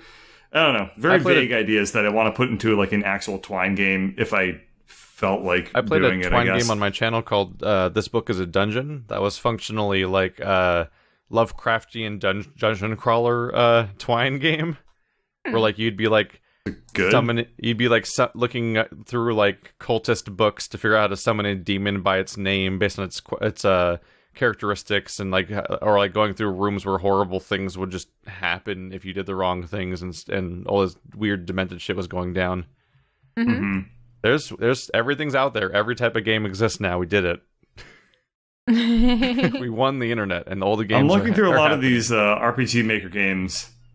A lot of very scantily clad women. A lot of very badly drawn portraits, because that's the part they have to draw. Yeah, my personal favorite are all of the people that are trying to recapture the magic of Undertale by trying to be Undertale a second time around. Oh yeah, God, that happens. Have you played any like Undertale knockoff copycat games yet? Anytime somebody sends me a copycat game, unless it's like very obvious that they've put a lot of like work and love into it beyond just like remaking Undertale. How would it be a copycat game? Is it like the similar mechanics, very similar looking writing? Some have like straight up the same battle system, and I'm like, did you try? No, okay, gotcha. On the topic of copycat stuff, there's actually been some interesting things going on because remember we talked before about games that seem to just blatantly copy paste Banner Saga, like it's to the point of being weird. There are now like 2 or 3 games out there that have the art style, general turn-based strategy stuff, grid layout, camera perspective, parallax scrolling, everything, like every single element of Banner Saga pretty much. There's like 2 or 3 games like that already. But what got weird is then I haven't played it, so I can't confirm what it's like exactly to tell for sure, but the Stoic just published a game made by one of the founders of the company, and which are, those are the people that made Banner Saga. They made a game called Killers and Thieves, which looks distressingly like another game. which is like, oh, now they're making games that look weird like other games. It's weird how that happened when they were the ones that were getting copied so hard, because their game Killers and Thieves looks identical to this War of Mine to a weird level. Oh, really? Huh. Like, if I actually played it, I don't know if it would feel the same, but like all the way down to the interface and like walking through like side-scrolling multi-floor houses and like having little pickup icon things show up as you're walking by all the interactions, and then having the top left corner be a series of portraits with stats next to them that look like a piece of paper sticking out, and like going around, and like the having like a top-down view of the entire city to choose your missions, then go into your side-scrolling multi-floor like scavenging missions. I'm like, this is weird. This is genuinely weird. It's really difficult when it comes to like creative work, because I remember reading articles about this where people are concerned about one of their characters being copied or the plot to their story, yada yada. And obviously there are coincidences, and then there are people that are like, hey, this looks really cool, or this works, and then they implement it into their own piece, and they might tweak it a little bit. And I think there's like crazy percentages of it has to be 80% different or something like that. But how can you really I'm still more okay with copycats than like people just straight up lifting games. What games have been straight up lifted? There was that Hotline Miami clone, wasn't it? Yeah, the Russian one. There's like 5 like Telephone Moscow or something like that. Or not This Is the Police, but some similar name of like, there's some cop game where you're busting through houses top down and the whole camera's swaying with you and all that stuff's happening just like in Hotline Miami. Mm-hmm. Like that, there's you get a lot of copycats whenever something does well. Yeah. Mm-hmm. Especially if it's like kind of a low barrier to entry, like an Undertale game. Indie games. I mean, granted, the amount of love that was put into the art. I mean, on the how surface, old is Gianna Sisters now? Yeah, wow. Huh. Actually, I've been following this one artist who does a lot of work for this game called Shardbound, I think. I checked. The Gianna Sisters is older than me. And I just wanted to bring it up because supposedly it was trying to implement a way for viewers on your Twitch stream to give you like points or material towards helping your armies fight against your opponents and stuff. Mm-hmm.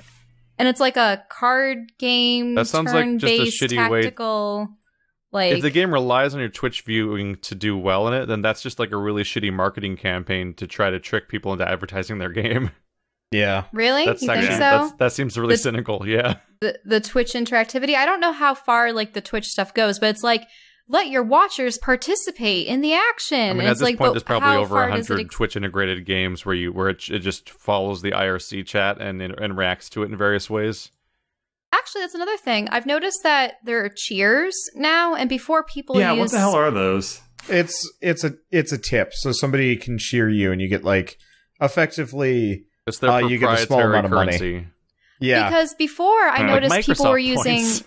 People were using something called like Revlo, and actually Revlo is going under. It's really no different from just a standard donation, just with like a fancy animation and so on and so forth. You also like earn badges, which I guess I should work on. But I guess I can't pull it up because I'm doing display capture. But I've made, I want to say, about $40 from cheers.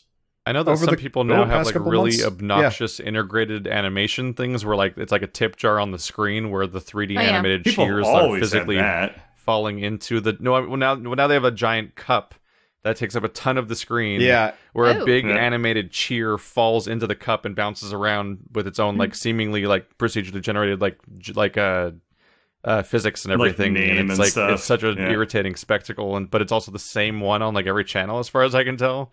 Yeah, so well, usually it's because it's pre-made. You can download it from probably Streamlabs or Twitch or Night Dev or something like that, and so everybody just uses the same one. There's a Night Dev has like a follow notifier. Speaking thing. of, there's a cheer. Yep. Somebody heard the cue. Yep. So Night Dev, which is the people that made Nightbot, my moderating bot thing, they have like a follow notification and whatnot, and it functions quite well actually, but a lot of people just kind of use the default thing, which is like a running zombie, which looks really painfully generic, after the nth time you've seen it. So I will like see people doing it, and it's supposed to like look super nice and fancy, and I'm just like, I don't think I've ever watched any Twitch some effort. stream that featured any kind of like built-in like notification thing that I didn't get sick of within that stream, basically. yeah. Well, people tend to just kind of put it right in the middle of everything, so it's just so distracting. I couldn't make it through like 5 minutes of a Brown Man stream. Yeah. Like Ray Narvaez Jr. It's like he literally launches the stream and then it spends like the next like 15 minutes going through the backlog of notifications that happen between streams, and I'm like, what the fuck? It's just sounds playing over and over again, and he's not People talking just want because shout he's outs, just waiting. dude. They just want shout outs. It's so fucking weird. It's why I stopped streaming, is because people just want me to say their name all the time. I'm like, this is not what I want. You stopped streaming, I'd like Keith? to I haven't shout seen out Keith my in boy years. Finstar over here. He's been watching the stream the whole time. I'd also like to give a shout out to Moonloon over here. He's been watching the stream for a little bit. I'd also like to give a shout out to Nightbot. Oh, maybe not that guy. I'm also going to give a shout out to... I'd also like to give a shout out to... That's my name. Oh, man, Joe the Pirate. Thanks for saying that sentence you just said. Yeah. I'm here to smile for money. Yeah. Give me money. Everybody who's in my chat, give me money. That always drives me kind of bananas, where it's just like, do we exist to entertain, or do we just exist to acknowledge your presence? Yeah. Both. I guess I can kind of understand the acknowledge your presence thing, because like... Now, does it ever get difficult for you guys? I mean, I'm at the point where I'm pretty much just starting off with my online presence with things, and I take the time to respond to every single inquiry. I don't respond to every comment. I stopped that becomes a long time ago. mathematically impossible even at relatively small sizes, like which I would. It's already call us. basically impossible for me. I will like try and respond to specific series that I want people specifically to be paying attention to. Like to D&D, I will try and respond to everything just because, you know, I really want to encourage the most money interaction possible on that. But a lot of other series, like Dead Cells, for example, I'm just like, nope, I'll respond if it's like relevant. Yeah, there's no motivations behind mine, really. I just kind of respond when I'm stricken to respond to what the comment is in one way or another. And I'm more and more pushing myself to just never respond in many cases to forms of criticism and stuff like that. Yeah, because I've just been deleting a lot of criticism. I don't really delete it. I delete like toxic, shitty, like comments that are not reasonable to say to a person. But just general criticism, I'd mostly just read and then move on, because whenever I respond to people, it's no matter what my response is, it's immediately an argument, and they're immediately like it immediately goes bad, because like you can't talk to people on the internet. It's so not great. Yep.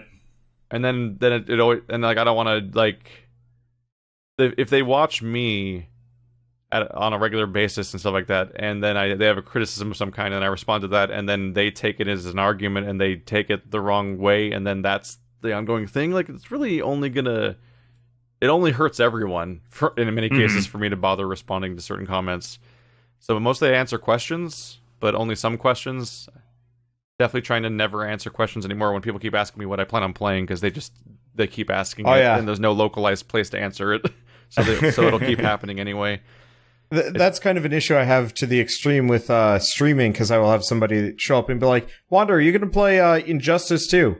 And then I'll be like, no. And then they'll show up like 20 minutes later asking the same question. I'm like, oh no. They missed the answer. Yeah, they missed the answer. At that point, wouldn't you want to maybe... It would almost seem like it would be beneficial for Twitch to have some kind of implementation for, on the docket tonight, we have this, and this. It actually would be really nice to have that, and it's very annoying that they don't. A built-in calendar would be nice that I actually had like a tool for, because I really don't want to have to... Yeah. You know, manage that it way we myself. can just complain about them ignoring it. Yeah. Because that's why people look at the TV guide. They're like, what's coming on tonight? Do I want to stick around for this episode? Huh? Twitch guide. I'm just thinking like experience, like, let's wait for it to scroll to the channel I want to know the future of. But yeah, I'd be much more inclined to actually throw up a schedule if I knew people would actually see it. But like I tried it once with like a Google Calendar, and people would still be like, "What are you going to be streaming tonight?" And I'm like, "Check the calendar," and they're like, Plus, Google "I didn't feel like Calendar's looking at it." ass. And I'm It's just like, "Well, not a fun application to use. yeah." I use Google Calendar. I Ass. use it sort of. I only use it as a note-taking thing, and that I manually, literally every video I upload, I manually enter into my calendar. Well, is your Because calendar? then I can tell when I'm making a mistake. So I have like levels of. Wait, I have your overlapping- calendar. Your calendar is a spreadsheet, though, right? Not an actual Google Calendar. Calendar.google.com. Oh, Oh. I thought yours was a spreadsheet. So I have No, multiple. he just uses the I'm trying to compact view. explain that I have multiple levels of like self-checking.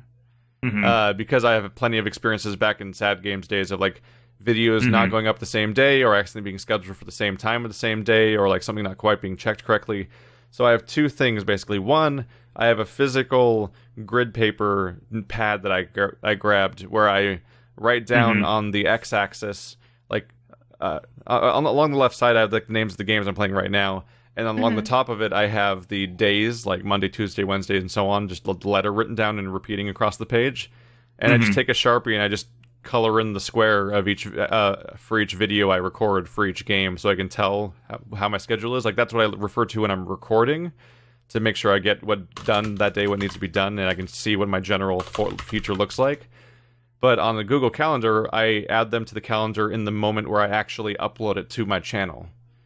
So it's a second layer. It's a slight redundancy, but it's also a way of checking whether or not there's any sort of conflicts or weird issues. I that used a come up. similar system to that like a couple of years ago. Yeah. I still use a paper planner, but the sad thing about it is sometimes I just leave it to the wayside and don't write in it for days. Yeah. And then I go, oh, that's Yeah, an organizational tool is only as useful as your discipline in using it. Yeah, and people have told me that I can automate the thing where where stuff goes on the calendar. I'm like, that's not the point, though. The point is I'm manually doing it because that's how I check to see if anything's gone wrong. Is that I'm entering this. I'm like, wait a minute, this is already here. What happened here? And I have to like troubleshoot what happened in my schedule and stuff like that. My issue with the physical planner is I actually have a whiteboard planner with the days on it that's on the fridge. So I use that for day-to-day tasks and checking things off. The planner is more for like things that are in the future or things that I need to reference back to. So it's sort of like it would be like a more like a long-term planning as opposed to day-to-day. And unfortunately with us, we don't really have anything really planned for the distant future except for a couple of events, and then it's like, oh, okay, it's just day to day then. You're just like, I'm gonna get organized, then you realize I have nothing to organize. Yeah, I mean, I have a list of projects I need to work on, but I'm in the process of like, yeah, we all got that. finishing one before progressing to the next one, and yeah, That's overrated. So, that's the problem though. I work on a couple projects simultaneously, so if I get frustrated with one, I can cool off by doing another. But then there's the issue of, you know, you just have to everything's frustrating, so you don't ever get anything done. Then you have to buckle up and be like, I need to push through and get this one, like, actually complete. And then I have things that are 50 to 75% done that I can get done faster. Seemingly and then you get to faster. this one phase where everything that you can work on is just at a phase of pure misery, and you're like, well, I guess I'm doing nothing. Or starting a brand new thing, because every option is painful.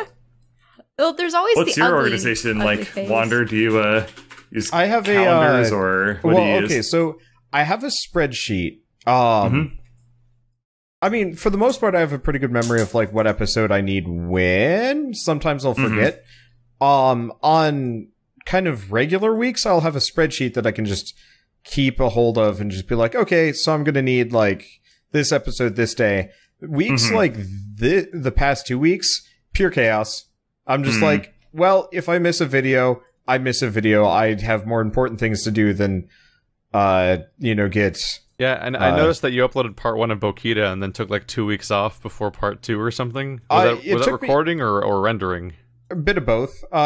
So part of it is like it wasn't a series that did particularly well, so it wasn't like high priority. He sometimes lets poor ranking series just sort of fizzle. Well, yeah, because I mean, I already put out 10 videos a day, and I know, like, to some degree, I am putting out too much to begin with. Oh yeah, Old Man's Journey kicked Bokita's ass. Yeah. Well, we had filmed Old Man's Journey, and in like one sitting, and I already had it edited. Whereas Bokita came out on like a really bad day, and I just did it because I was tired, and I was like, yeah, I'll take a look at it. And it was pretty enough that I wanted to play it, but maybe not for a second session. So sometimes I'll do like episode 1 and then rebrand it as like as more of kind of an impressions video later if I really didn't like it, which is what I did with Starpoint Gemini. Because I know I don't have the time or the energy to sit down and do a series on it. Where there are other things where like the reception is so overwhelmingly positive that I'm like, well, I guess I'm just doing a second episode and then a full series. Like Starcrawlers and Mid Boss were such like positive reactions that I was just like, well, I guess I know what I'm playing. But so basically, Bokita, just kind of wing it. It seems kind of like I'm in that midpoint where like it's important that I get out the video a day, but if I miss one, it's okay. And if like it really drops off, it's probably also okay. There are some times when people are like not okay with it. Like Fury, I just stopped putting videos up, and I still get people being like, "Continue Fury," and I'm like, "What? Where did you come from, and why?" You rank high on searches pretty often. I know. And I've actually had to start disabling comments for things like Fury. I probably should do it with Fury, because I'll get people demanding like more episodes than other people that are just like so absolutely like You're terrible at this. why do you suck at video games? Yeah. Oh, yeah, when I go into incognito and search Let's Play Fury on YouTube, I get me, then Gaum, then me again, a few other channels, then you're on the first page. I actually will admit sometimes if I know I'm playing a game that I don't like and you're also on the front page, like if I only kind of like it and I know you're on the front page too, I will actually stop you're just a like, Let's Play. Have it. I'll like, yeah, Keith can have this because I think he'll like it a lot more than I do. The whole front page. This is For weird. Fury? I think I might have all 10 episodes of my series on the front page. Nice. 2, 3. Has there ever... Oh, I suppose we've talked about, like, series that have defined you. At least in the online sense. Potatoes and Scrap Mechanic. I freaking I'm only missing Chroma episodes 4 and Squad. 6 out of my entire 10-episode series on the front page. And Whenever anybody the asks search me... result is my playlist. Whenever anybody asks me about, like, the series that defines me, I just say Chroma Squad. I'm not joking. That game's amazing. Does that really define you? I thought it'd really be Scrap Mechanic. I mean, probably, but I would just mean you liked it. That's that different from what the topic was. No. It was like such a quintessential Let's Play for me that like, if anybody wants to see a series that is like me, I'd say Chroma Squad would be a very good example. Mine would probably be Legend of Grimrock 2. I suppose you could just have to you were visiting. Yes. The incognito one method where you see where you rank compared to other people. I've stopped doing that. That is the depths of madness for me. Oh, if I do that, because it's chaos. It's like random number generator response where you don't know what's causing it, and you can't do anything about it. Yeah, you have no idea what's going to give you success. I noticed that there's relevance, and then there's if we knew, then we'd win at it. And then, I mean, to some degree, we are actually doing fairly well at it. I don't know. But so when I had my consultation with the lady from YouTube, she kind of spelled it out. A lot of it has to do with watch time, actually. Like the main reason why they rank people is because people watched those episodes through to the end and then kept watching on YouTube. And so if people only stick around for like a couple minutes of yours, the only reason why like those videos rank well is because they shows have how so great many binging, views. How much of how YouTube is binging now, because like sometimes the top results are just playlists. Oh yeah, right, because then people can just jump from one to the next to the next. Because they want to get people to stay on the website for as long as possible. Yeah, to get more ads. That's the entire reason why animations just died, was because they switched to this kind of thing. Yep. And to be fair, actually working out quite well for YouTube. They're making a little bit more money. Yeah. To say they're hemorrhaging less money. It's one of those things where it also incentivizes certain behavior types. Because like Fury is in a regular series for me, in that every video was just a boss fight, and that was because I was intentionally giving myself time because the boss fights took often longer than the video to actually turn out to be to beat the boss, because a lot of them are actually relatively difficult, and I would figure out how to edit that afterwards. So some of these videos are like 14 minutes long, which is super irregular for my channel, but it's one of the most successful playthroughs on my channel. So it's like that kind of stuff incentivizes people to change how they run their channels when they see those kinds of trends, and some people do and some people don't, and that defines how you approach all of YouTube, I suppose. Yeah. Now, is that why they initially had things where, videos could only be 15 minutes, or people lose interest after 10, or... Well, people do lose interest after 10. That's always been true. 10 minutes fits into the breaks that people have in their normal daily lives. Yeah. Right. 15, 10, yeah. People have lunch breaks or recess at school and so on and so forth, or they have bus rides and stuff like that. Pomodoro, yeah. Yep. They're just looking for distractions for a brief little bit, and that affects the analytics of every single video out there. Yep. And, I mean, it's totally fair. I'm not going to demand people only watch the video when they have time for it. That's ridiculous. Yeah. I actually recently, I mean, you guys know this, but we changed D&D around, so now it's one session turns into 2 episodes, and some people were like, I don't like this, and then a lot of other people will be like, thank you. Yeah. And so it's like, we're taking like the 3-hour recording and cutting it into like an hour and 15, an hour and 20 per video and stuff like that. It also makes it a lot easier to like render. It's going to make some people happy and some people unhappy. Oh yeah, I'm sure it cuts down your render time by a lot. One other person said they liked it because they like, even though it's the same amount of content, the idea of getting 2 episodes instead of 1 is like really nice. It's the little things that get you going, I guess. I suppose that's one of those, like, the quantity gives like perceived value. They get the 2 time Greg. They Yeah. get twice as much Greg on a single day. Yeah, I suppose, was it different days. when you guys had to watch a television series as, like, say, a kid growing up? I mean, it was just, there was always that rush for, the Saturday morning cartoons. It was only once a Saturday week morning cartoons kind of thing. great.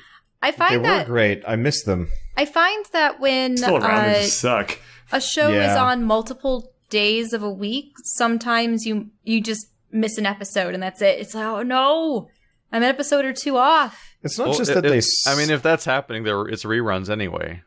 Yeah. Oh, No true. show has They do that. no show has ever had like daily videos for its entire season. It's not that they Unless suck, it was it's that it's literally the same stuff, like from when we were a kid. It's still like Yu-Gi-Oh! And Pokemon. But now their hair is more ridiculous. spikier. Oh, it's I would like to see what the new Yu-Gi-Oh! hair is like Fox fucked up. Kids lineup They don't is. have much. It's Yu-Gi-Oh! And Pokemon. Yeah. Those have transcended time. And a reboot Yeah. of Ben 10. Yep. Probably. Again. And like really cheap, like 3D cartoons, yeah. Brought to you by Zac Efron or something. Like he's producing them or My what? references for young people are outdated because they're old now. Yeah, really. Those kids, they're like, they're bop it. Fidget spinners. I also noticed that Those are there's a neat. number of these series that have become mini episodes on, say, like websites and whatnot. Like people actually have to visit websites in order to acquire. Yeah, Well, it's there's really short frustrating. episodes. Well, I hate that. It is frustrating, but it's interesting watching TV try and like modernize. Do a bad job. Yeah, they do a bad job. Like I was going to mention this. I'm really happy that Netflix has been such a changing force, I guess. I'm glad that Netflix shows never to ask me to download the app so I can follow along with the app on the show. I'm like, fuck off. Keep up with all the latest Walking Dead craze with the Walking Now- Dead app. You'll never fully did- understand Walking Dead unless you download a special app that tells you nothing. What did they used to call it? DVR or something, where people couldn't be home for an episode and then they go, okay, I will tell my device to record this episode so that I can watch that's it a later. digital video recorder, I think. And think that's what it now you stands can for. just go back and access it through. I mean, like, I think more people. I think tons of people still use DVRs. Really? Nowadays, if you even have cable, which I don't know anyone who does, so I have to do research by like finding older people that still have it somewhere. But like their cable box usually is a DVR nowadays. Like you just tell it what Right. you want to record, and it'll auto record your show. Like when I still lived with at my dad's house, I would just be like, oh yeah, just record Walking Dead, and it would just find Walking Dead and record it on its own. Yeah, Carl's aunt and uncle actually had one at their place when we were visiting for the holidays.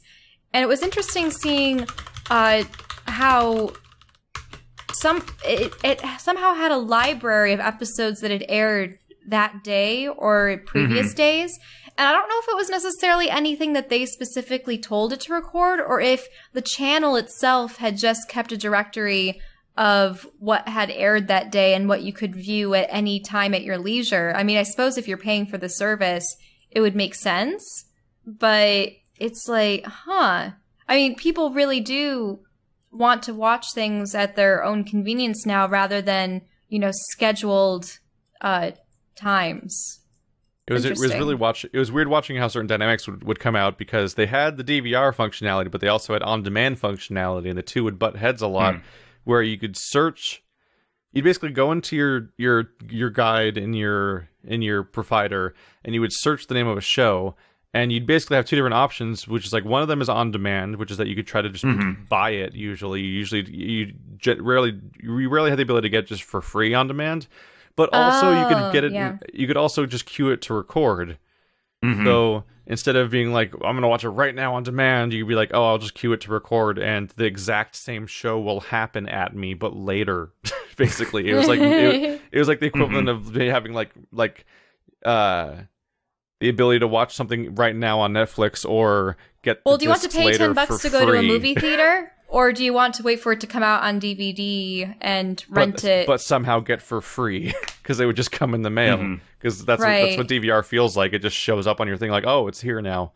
I didn't pay this. I mean, you technically paid for it because you paid for cable, even though they show you ads, because this whole thing is a nightmare. But it was really weird to have two options that are basically like, it was just came down to impulse. Like, do you want to pay for the demand version now, or just DVR it, and the same thing will happen, and it will just arrive in your DVR's inbox basically like later today or tomorrow or something when it airs again. And how does that work with like pre-orders for, say, video games, especially when you're gambling on a product that you don't know will be video games good in the end? I don't know what's the relationship in the conversation. How do we get the relationship of like getting things early access or before release, and then waiting for like it to come out later when the reviews have come through and the price has drastically dropped, potentially, depending on how well it did. What's the question? Just if that like mentality also cues into that, being the first, getting it now before later. Like, people want to be in the zeitgeist, I guess? I don't know. I mean, I don't know what the question is. Sorry. You didn't explain it very well, Shell, but we're also terrible to, like, speak about with this because we have to be first. So it's... You have to. Yeah. We're like, we don't know. I mean, I'll be vocal on a regular basis about not supporting pre-order culture because it doesn't make sense anymore. Pre-order culture was a thing you did when there was physical goods that were going to arrive at a specific store, and only so many would be there, and they would run out. Yeah, right. Video games don't do that anymore. First of all, you can buy them all online nowadays, and it's no big deal. Like, almost every game can be purchased digitally in infinite quantities, so there's no such thing as scarcity anymore. But at the same time, the actual hardware of discs is so easily produced that they don't really run out of hot new games on release ever anymore. I noticed that I still have friends, congratulating themselves. Oh, I was finally able to get my hands on a Switch. And I'm like, wait, how many months has it been? Oh, yeah, like that's the one they rare just had to wrap exception. up production. Like a hardware launch, that's a thing to pre-order because hardware actually has to be made, and it's expensive to create. And not only is it a matter of like how long and expensive it is to make, but also like the companies will intentionally cap how much they make and then release it, and then gauge how it's sold to figure out how much more to make. Because if they don't do that, people they have a lot of surplus. Like people give Nintendo shit a lot for this, for hardware shortages, and I don't know if it's entirely deserved because Nintendo is weird because they're like they're like the only video game company that actually usually operates at a profit. Mm-hmm. Yeah, like Sony and Microsoft are mega corporations, and they do this weird multi-arm thing where like it's part of our Microsoft ecosystem. So like they don't care if the Xbox One doesn't make money for 5 years. They make their money on accessories and video game licensing. So they sell every console at a loss, and they lose tons of money in their entire department. But like they just hope their whole company just works out eventually. They're all just convoluted things. But Nintendo is just video games basically, and they operate at a profit because they're generally doing this whole thing smartly. And because that's their whole business and everything, they're doing the right thing generally with their shortages and stuff like that, so they can do it wave by wave and make sure it works out. Because if you don't do that, you end up like that company, THQ. Yeah, THQ created a physical goods device. They made the U-Draw tablet for the Wii, and it sold super well among that specific casual audience that loves controller gimmicks, which is what the Wii was. Then they ported it in massive scale to the Xbox 360 and PS3. Never sold practically any of them. It occupied every shelf like the fucking Tony Hawk Ride controller does. And the entire company went under. A company that's known for so many franchises died because of a peripheral game you never heard of called U-Draw that had Pictionary on it. Yep. And that's before you know it, they're auctioning off Saints Row and they're auctioning off Darksiders and Red Faction because their entire company's dead. Yeah. Well, yeah, because somebody else owns Darksiders 3. Yeah, it's like all those companies are owned by different people now because THQ went under. It's so interesting hearing about like THQ Nordic as a thing. I'm just like, wait. So, like, a company willingly named themselves after THQ? The failed company. Yeah, I mean, it's totally, it's a good idea. Nordic was known as this, as... They were previously Nordic Games GmbH? Yeah. Well, GmbH is a German, it's basically limited in America. You can think about it that way. Yeah, so they were straight up a company that was just called Nordic Games. Yeah. That's been around since 1990. Oh. Yeah, the thing is, Nordic had kind of a bad rep for just publishing. They were kind of like a even garbagier version of Focus Home. Like as far as European publishers go, it goes like Ubisoft, Daedalic, Focus Home, and then Nordic kind of. I look at Focus Home Interactive and I immediately just see work to hire just over and over and over again. A Game of Thrones, Battlefront, Gothic, and I'm like, yep, this is it's just like, here, you'll take our IP and make a game out of it. It looks like Nordic was like the people that would publish like Arcania and stuff like that. Yeah, but they would generally MX publish versus ATV. Farming Simulator. Oh, and this Farming is the police Simulator. to bring it back to previous topic. This is starting to make me wonder how this next Darksiders is going to turn out. Honestly, it might be okay, it might not. Did they acquire any of the original team? They have most of the team. Not all of them. Honestly, most of the upper end of the team went off to make Battle Chasers, which I'm looking forward to. Huh. But, I mean, the bar is pretty, like, kind of average height, so it should be okay. Weren't we going to go back through those games? Yeah, probably. Okay. So we have time for one question? Yes. Maybe we should get through one. Oh, we need to get through a couple questions. Talk about a video game. I don't think. It's fine. Pick a question about a video game, then answer it. I don't have a question. You're in control of your own destiny. I was staring at my topics list. Okay, fine. You should have told us the topics list. I asked it before. Here, I told you. No. We asked him about the bachelor party, and then we started talking about grass. Next week, we are doing students as many questions as we can and no podcasts. Clear out the queue. Okay. Yeah. It's a huge... There's so many. We could just do them all in the order. We could just literally read them all in order and just say pass if we don't want to bother with them. That's fine. We'll do that next week. Okay. There's a lot next week.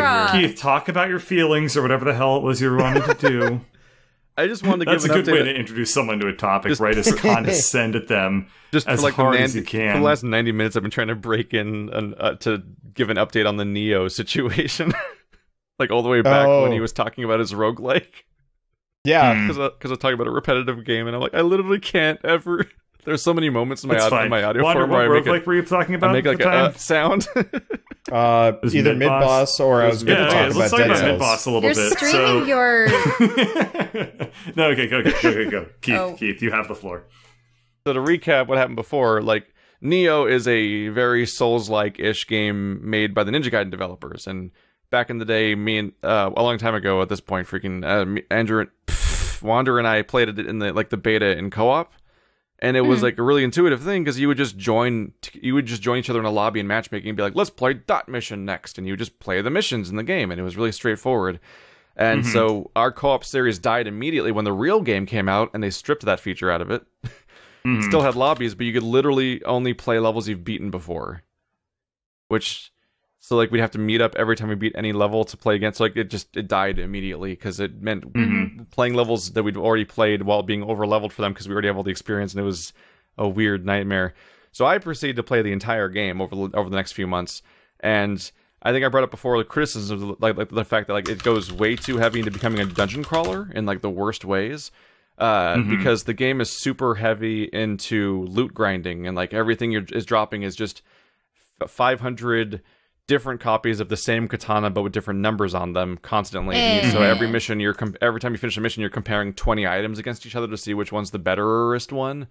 And so almost immediately I just stopped caring. I'm like, this one has the highest attack value, I'm going with that one, because all the nuance of how it has a 1% chance of respawning my ninjutsu or something like doesn't matter because I'll get a new one next mission too, and I'll be able to replace it already. Diablo. So any extent to which the special stats matter, who cares? But my biggest gripes with the game were that it has like shitty blobby level design where like there's like 3 levels that are like real proper Souls-like non-linear, open up all these doors from behind and shortcuts and all this stuff going on like you'd expect from like a Metroidvania type thing. But the vast majority of the levels are like just these blobby hallways, like when you're playing. It starts to feel like you're playing like a Diablo level where you're like, oh, as I run around, this level's going to generate around me, and I don't know what it'll look like, but also I know exactly what it'll look like because it'll all look the same and just be vague directions to go in. And probably the worst offender of the game was actually the fact that once you're like a third of the way into the game, it just stops adding new monsters. Yeah. It's So you not just even a fight the third. same- It's like super early on. You just start fighting the same monsters for the entire duration of the game, like forever. And it's like, what? Like, this game's so long and so padded, and every side mission has you playing the level you just played, but backwards, where you spawn into the boss chamber and then play back to the place where you spawned in the original story mission. So you're just playing the same levels in reverse as new content with massive air quotes, while fighting the same monsters slightly remixed in different positions again, and stuff like that. Like, it gets super mindlessly repetitive. And so I only really kept through with it because at least every level would end with a boss fight, and the boss fights were generally new. You will also play almost any Souls-like, with the exception of anything by Deck 15. If nothing else, your audience kind of expects something when you play a certain thing enough. That's why people keep asking me to play the Surge right now. But then the sanctity of the series of the game was at least that every level would end with a new boss fight that was a new thing that they made from scratch again. That the sanctity of that was ruined when the DLC came out. Also, if you played side missions in that game, they would recycle boss fights. So if you play through the game from front to back, you fight Onryoki like 8 times. So that's pretty rough. But once you get to the DLC, they add 3 new missions to the game, and then like several more side missions that are just those 3 missions repeating over and over again, which is already a little rough for I think it was like a $10-15 DLC or something. They make two new enemies. And that not only is that all the new enemies for the entire DLC, not counting bosses, but that they quickly decided that they're playing a DLC for this game. They're not going to want to see old content. So that means they stripped all of the other monsters out of the game. Okay. So for these 3 levels, you're fighting 2 enemies at a vaguely random order, just over and over again. There's a soldier whose head turns into a snake, and then there's a big old guy that's vaguely like the Tengu, basically just a big, long-reach, swift attacker type dude. And those are like the 2 enemies of the DLC, aside from very rarely, every now and then a level will have an ice variant of an existing enemy, like an ice cyclops, and that's it. And so like almost it's this game where I just gauntleted through 56 episodes of just doing the same thing over and over again, hoping the next boss fight makes up for it, and then get to a DLC where every level is just me fighting 2 enemies over and over again, which you almost immediately are like, okay, I figured out my strategy for this guy. Oh, it's more of him, huh? Okay, I'll just keep doing this for 4 more hours. But then they broke the deal that we had. We had a deal. These levels would end with boss fights that would make up for the part where I did put up with all the other games bullshit, like the cool tiger boss fight or Nue or other things like that. Like there's cool shit in the main game for boss fights. This DLC has one cool boss fight basically. There's one guy who's a centipede man, and that his arm, from like arm to arm, is a centipede basically, and the rest of him is a samurai man. So he's doing these weird like.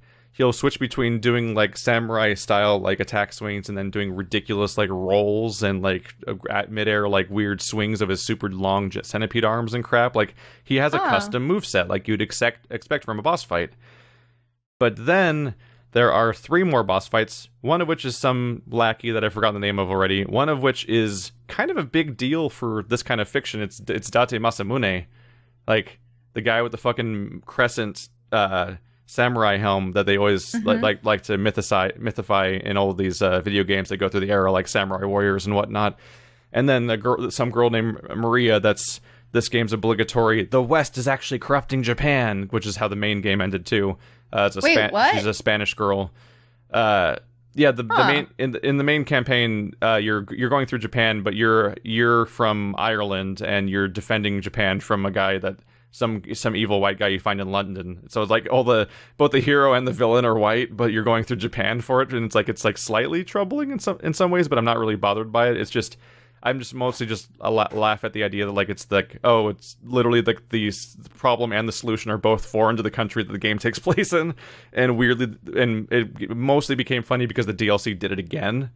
Because now the villain's someone from Spain. I'm like, why? Why can't Masamune just have agency and just be up to no good for something? Why do they have to be manipulated by some woman from Spain? But the issue here is the 3 boss fights that are humans after Mr. Centipede Man. They're like fighting phantoms in Dark Souls. It's like unforgivable, basically, how little actual content goes into it. Like, it's like fighting a copy of yourself that happens to be wielding that specific weapon, has that specific living weapon super attack and stuff like that. Like, it's the corners are cut so hard that you're like the whole level is all 3 levels are in snow. You fight 2 enemies over and over again, and then when you get to the end of each level, you fight an enemy that's basically like if you got invaded by an NPC in Dark Souls. It's just a copy of your character with its own gear that fights you. And has like a living weapon mode, which is what you have also, is just a thing where you activate your elemental weapon and go haywire for a bit. So like their only special variant is that those enemies have a living weapon you don't have, so they have moves you don't quite have yet, and that's it. And like that's the climactic bosses of this DLC are like the equivalent of like, if you fought like Siegmeyer or something. And that's like it's going so downhill. It's so rough to see. Because we keep playing different types of Souls-likes over time. And you always hear me praise the Dark Souls games for how much it's always new content. Like, even when we played Dark Souls 3, you can't really say that they recycle content. You can only say they recycle ideas. Because, like, we talked about how it feels like a remix of the previous, like, several games, and that's true. But they don't use the previous games in the game. Like, they don't actually literally use that. They make new content, and it's that's why those games always feel super well paced, because you're playing new bosses and new enemies, and the enemies will be used exactly as much as they need to be, and then they'll move on, and they won't outwear their welcome and crap like that. You won't fight 100 of the same dude. But Neo turns out to learn almost no lessons from Dark Souls, despite how much it just lifts mechanics. Because you just fight 100 of the same dude. Like, that's just a thing that happens in the game. And try to imagine like loot grinding in a Dark Souls game, like what that experience is like. Because like whenever you loot, I've been doing that in the Surge. It's not as bad as Neo though. Because all right, even the Surge, haven't you said like there's parts where you can kind of button mash and you don't have to think? Oh yeah, it is super like brainless, and also you don't have to grind RNG wise. It's mostly just like, I need to cut off 8 more arms to finish off this set. Ew. The issue I've run into is that Neo, when you're expected to grind to catch up in level or get your super weapons and stuff like that, like it's like grinding in Bloodborne. Like, you're fighting things that super fight back and are ready to cause a problem. It's like you can't check out at all. So it's like grinding's exhausting. Because it's not like Dark Souls or it's not like Diablo where you're like, I'm grinding, I'm clicking on them, I'm just gonna clear this level a few times, like as you just click your way through it. Like, grinding in a game that's actually demanding, like a Ninja Gaiden game, it just becomes exhausting. But not fun. Like, you're engaged in that you have to keep paying attention the whole time, but you're just doing the same thing over and over again in the same level, repeating to grind. So you're just being engaged while nothing interesting happens, which means you're just like tired. Like, it's just a game that makes you tired because it asks too much attention for how little it's willing to give you. It's rough. I'm baffled by how many, like, this game got 10s from people. It's really interesting watching how high the praise for this game was. People just wanted it to be good, I guess. Yeah, I guess so. And then there's all because it sounds amazing. It's a samurai Souls-like from the Ninja Gaiden developers, and it's got pretty cutscenes and like flashy gameplay, and it's responsive. The gameplay the basic gameplay is good, but it doesn't have content. And I always wonder if the people that played it didn't beat it when they reviewed it, and they just reviewed like the early impression of it. Like, when you hear about how like Sega would make Total War games that are way better at the beginning than at the end, because and then people play the beginning and give it a good review. Or like that happened with SimCity. Polygon gave SimCity 2013 a very high score. Then they played further into the game, were like, oh my god, this is a piece of shit. And they like they updated their score like 4 times, lowering it more and more as they played further into the game. And that's hilarious. I would say kind of unprofessional to be publishing your review of a game you didn't really play that much of, but whatever. But like, I get that feeling sometimes from Neo, because I'm like, how is there? Yeah, it was so positive. So that's kind of like what receiving a defective product in the mail and being like, wow, this toaster is awesome, and you only had it for a day, and then like it burns your apartment down and you're like, ah. That actually happened with Rime this past week, which is this like beautiful kind of journey-like game. PS4 version has like lag, but like whatever, it's an indie game. PC version is irredeemable, so all the reviews are like 9s and 8.5s, and just the PC version deserves nothing higher than a 3. Oh, but did it get that? Yeah. Well, the Steam reviews are atrocious for it, but the actual like reviews, since they all got PS4 copies, they're like, this is a wonderful game, and it's like really artsy. Yeah. I think if you check Metacritic, it's definitely lower on PC. Oh yeah, I loved using Metacritic back in the day because they actually would rate it by system. And I remember when I was younger, I thought that games were indistinguishable one system to another. But no. Back when they were releasing, what was it? I remember I sadly picked up Star Wars Unleashed, The Force Unleashed. For the Wii. I picked it up for the Wii because... Oh, ports to the Wii were particularly horrible. It was a completely different game. Like, the PlayStation and the Xbox ones looked very similar, with only minor graphical differences, I think. But they actually had to create, like, a separate game. Well, they have to scale it down because the Wii was so underpowered compared to other consoles at the time. But the consolation was you got a separate PvP Saber Duels game mode and the Wii that the other games didn't have. Weirdly enough, that's cool. I think right now might be the peak out of all of history of games of port similarity. Yeah, because the more you go back, well, I think that consoles just use PC hardware at this point. The more you go back, the more disparate ports get and how bizarre things get. And to the point where if you go far enough back, ports of games were just new games. They were different They were games. just different games, like Aladdin. It would just be called the same thing on like 4 consoles, and it would not at all be the same game on each console with different levels and different sprites and everything. Like Pac-Man ports are fascinating to look at. you want to see something really weird? Look at the game Star Wars Jedi Power Battles, but look at it on PlayStation 1 and then on Dreamcast. Well, that used a lot of mocap, didn't it? No, or not mocap, but like motion controls. Right? No, Jedi Power Battles is just a top-down beat-em-up game. It's like Fighting Force. I'm thinking of something completely different then. Like Jedi Power Battles. Well, we're going over PS1 2 hours at this point, Dreamcast so maybe I'm going to try and wrangle us in again here. Yeah. Do we have a poop story, or are we just gonna do a hard story. countdown? Did we start with poop stories this time? No. Not exactly poop story, but Shell was having like digestive systems issues the other day. Hey, And yeah. Just gonna volunteer so that I was about streaming, her, huh? and she's like dancing in front of me with like notes written down, being like, "I have to poop," and I'm like, "Why are you telling me this?" Well, did she? Presumably. Several times. Let's just start with a happy ending. Running on a good note. I mean, she pooped. That's happy. Hey. Not pooping. That's the unhappy part. Poop. So is that why your neighbors are moving out, or No one's moving out. Well, the lady with the pug, I haven't seen her again, so I wouldn't be surprised. Wait, there was a lady with a pug? Wasn't it a pug or was it a bull? I don't know. There were people with dogs that were Well, they were the ones pooping on the lawn, and they may have been evicted because our apartment complex is like, yeah, if anyone catches you letting your dog defecate on our lawns, they didn't use that language, obviously. We're done giving strikes for this. You're just out. Really? Because I thought they were going to give people fines and then... No more talking. No more. We're done. No more. We're done for the day. We're done. Podcast over. Oh, Thanks for watching, everybody.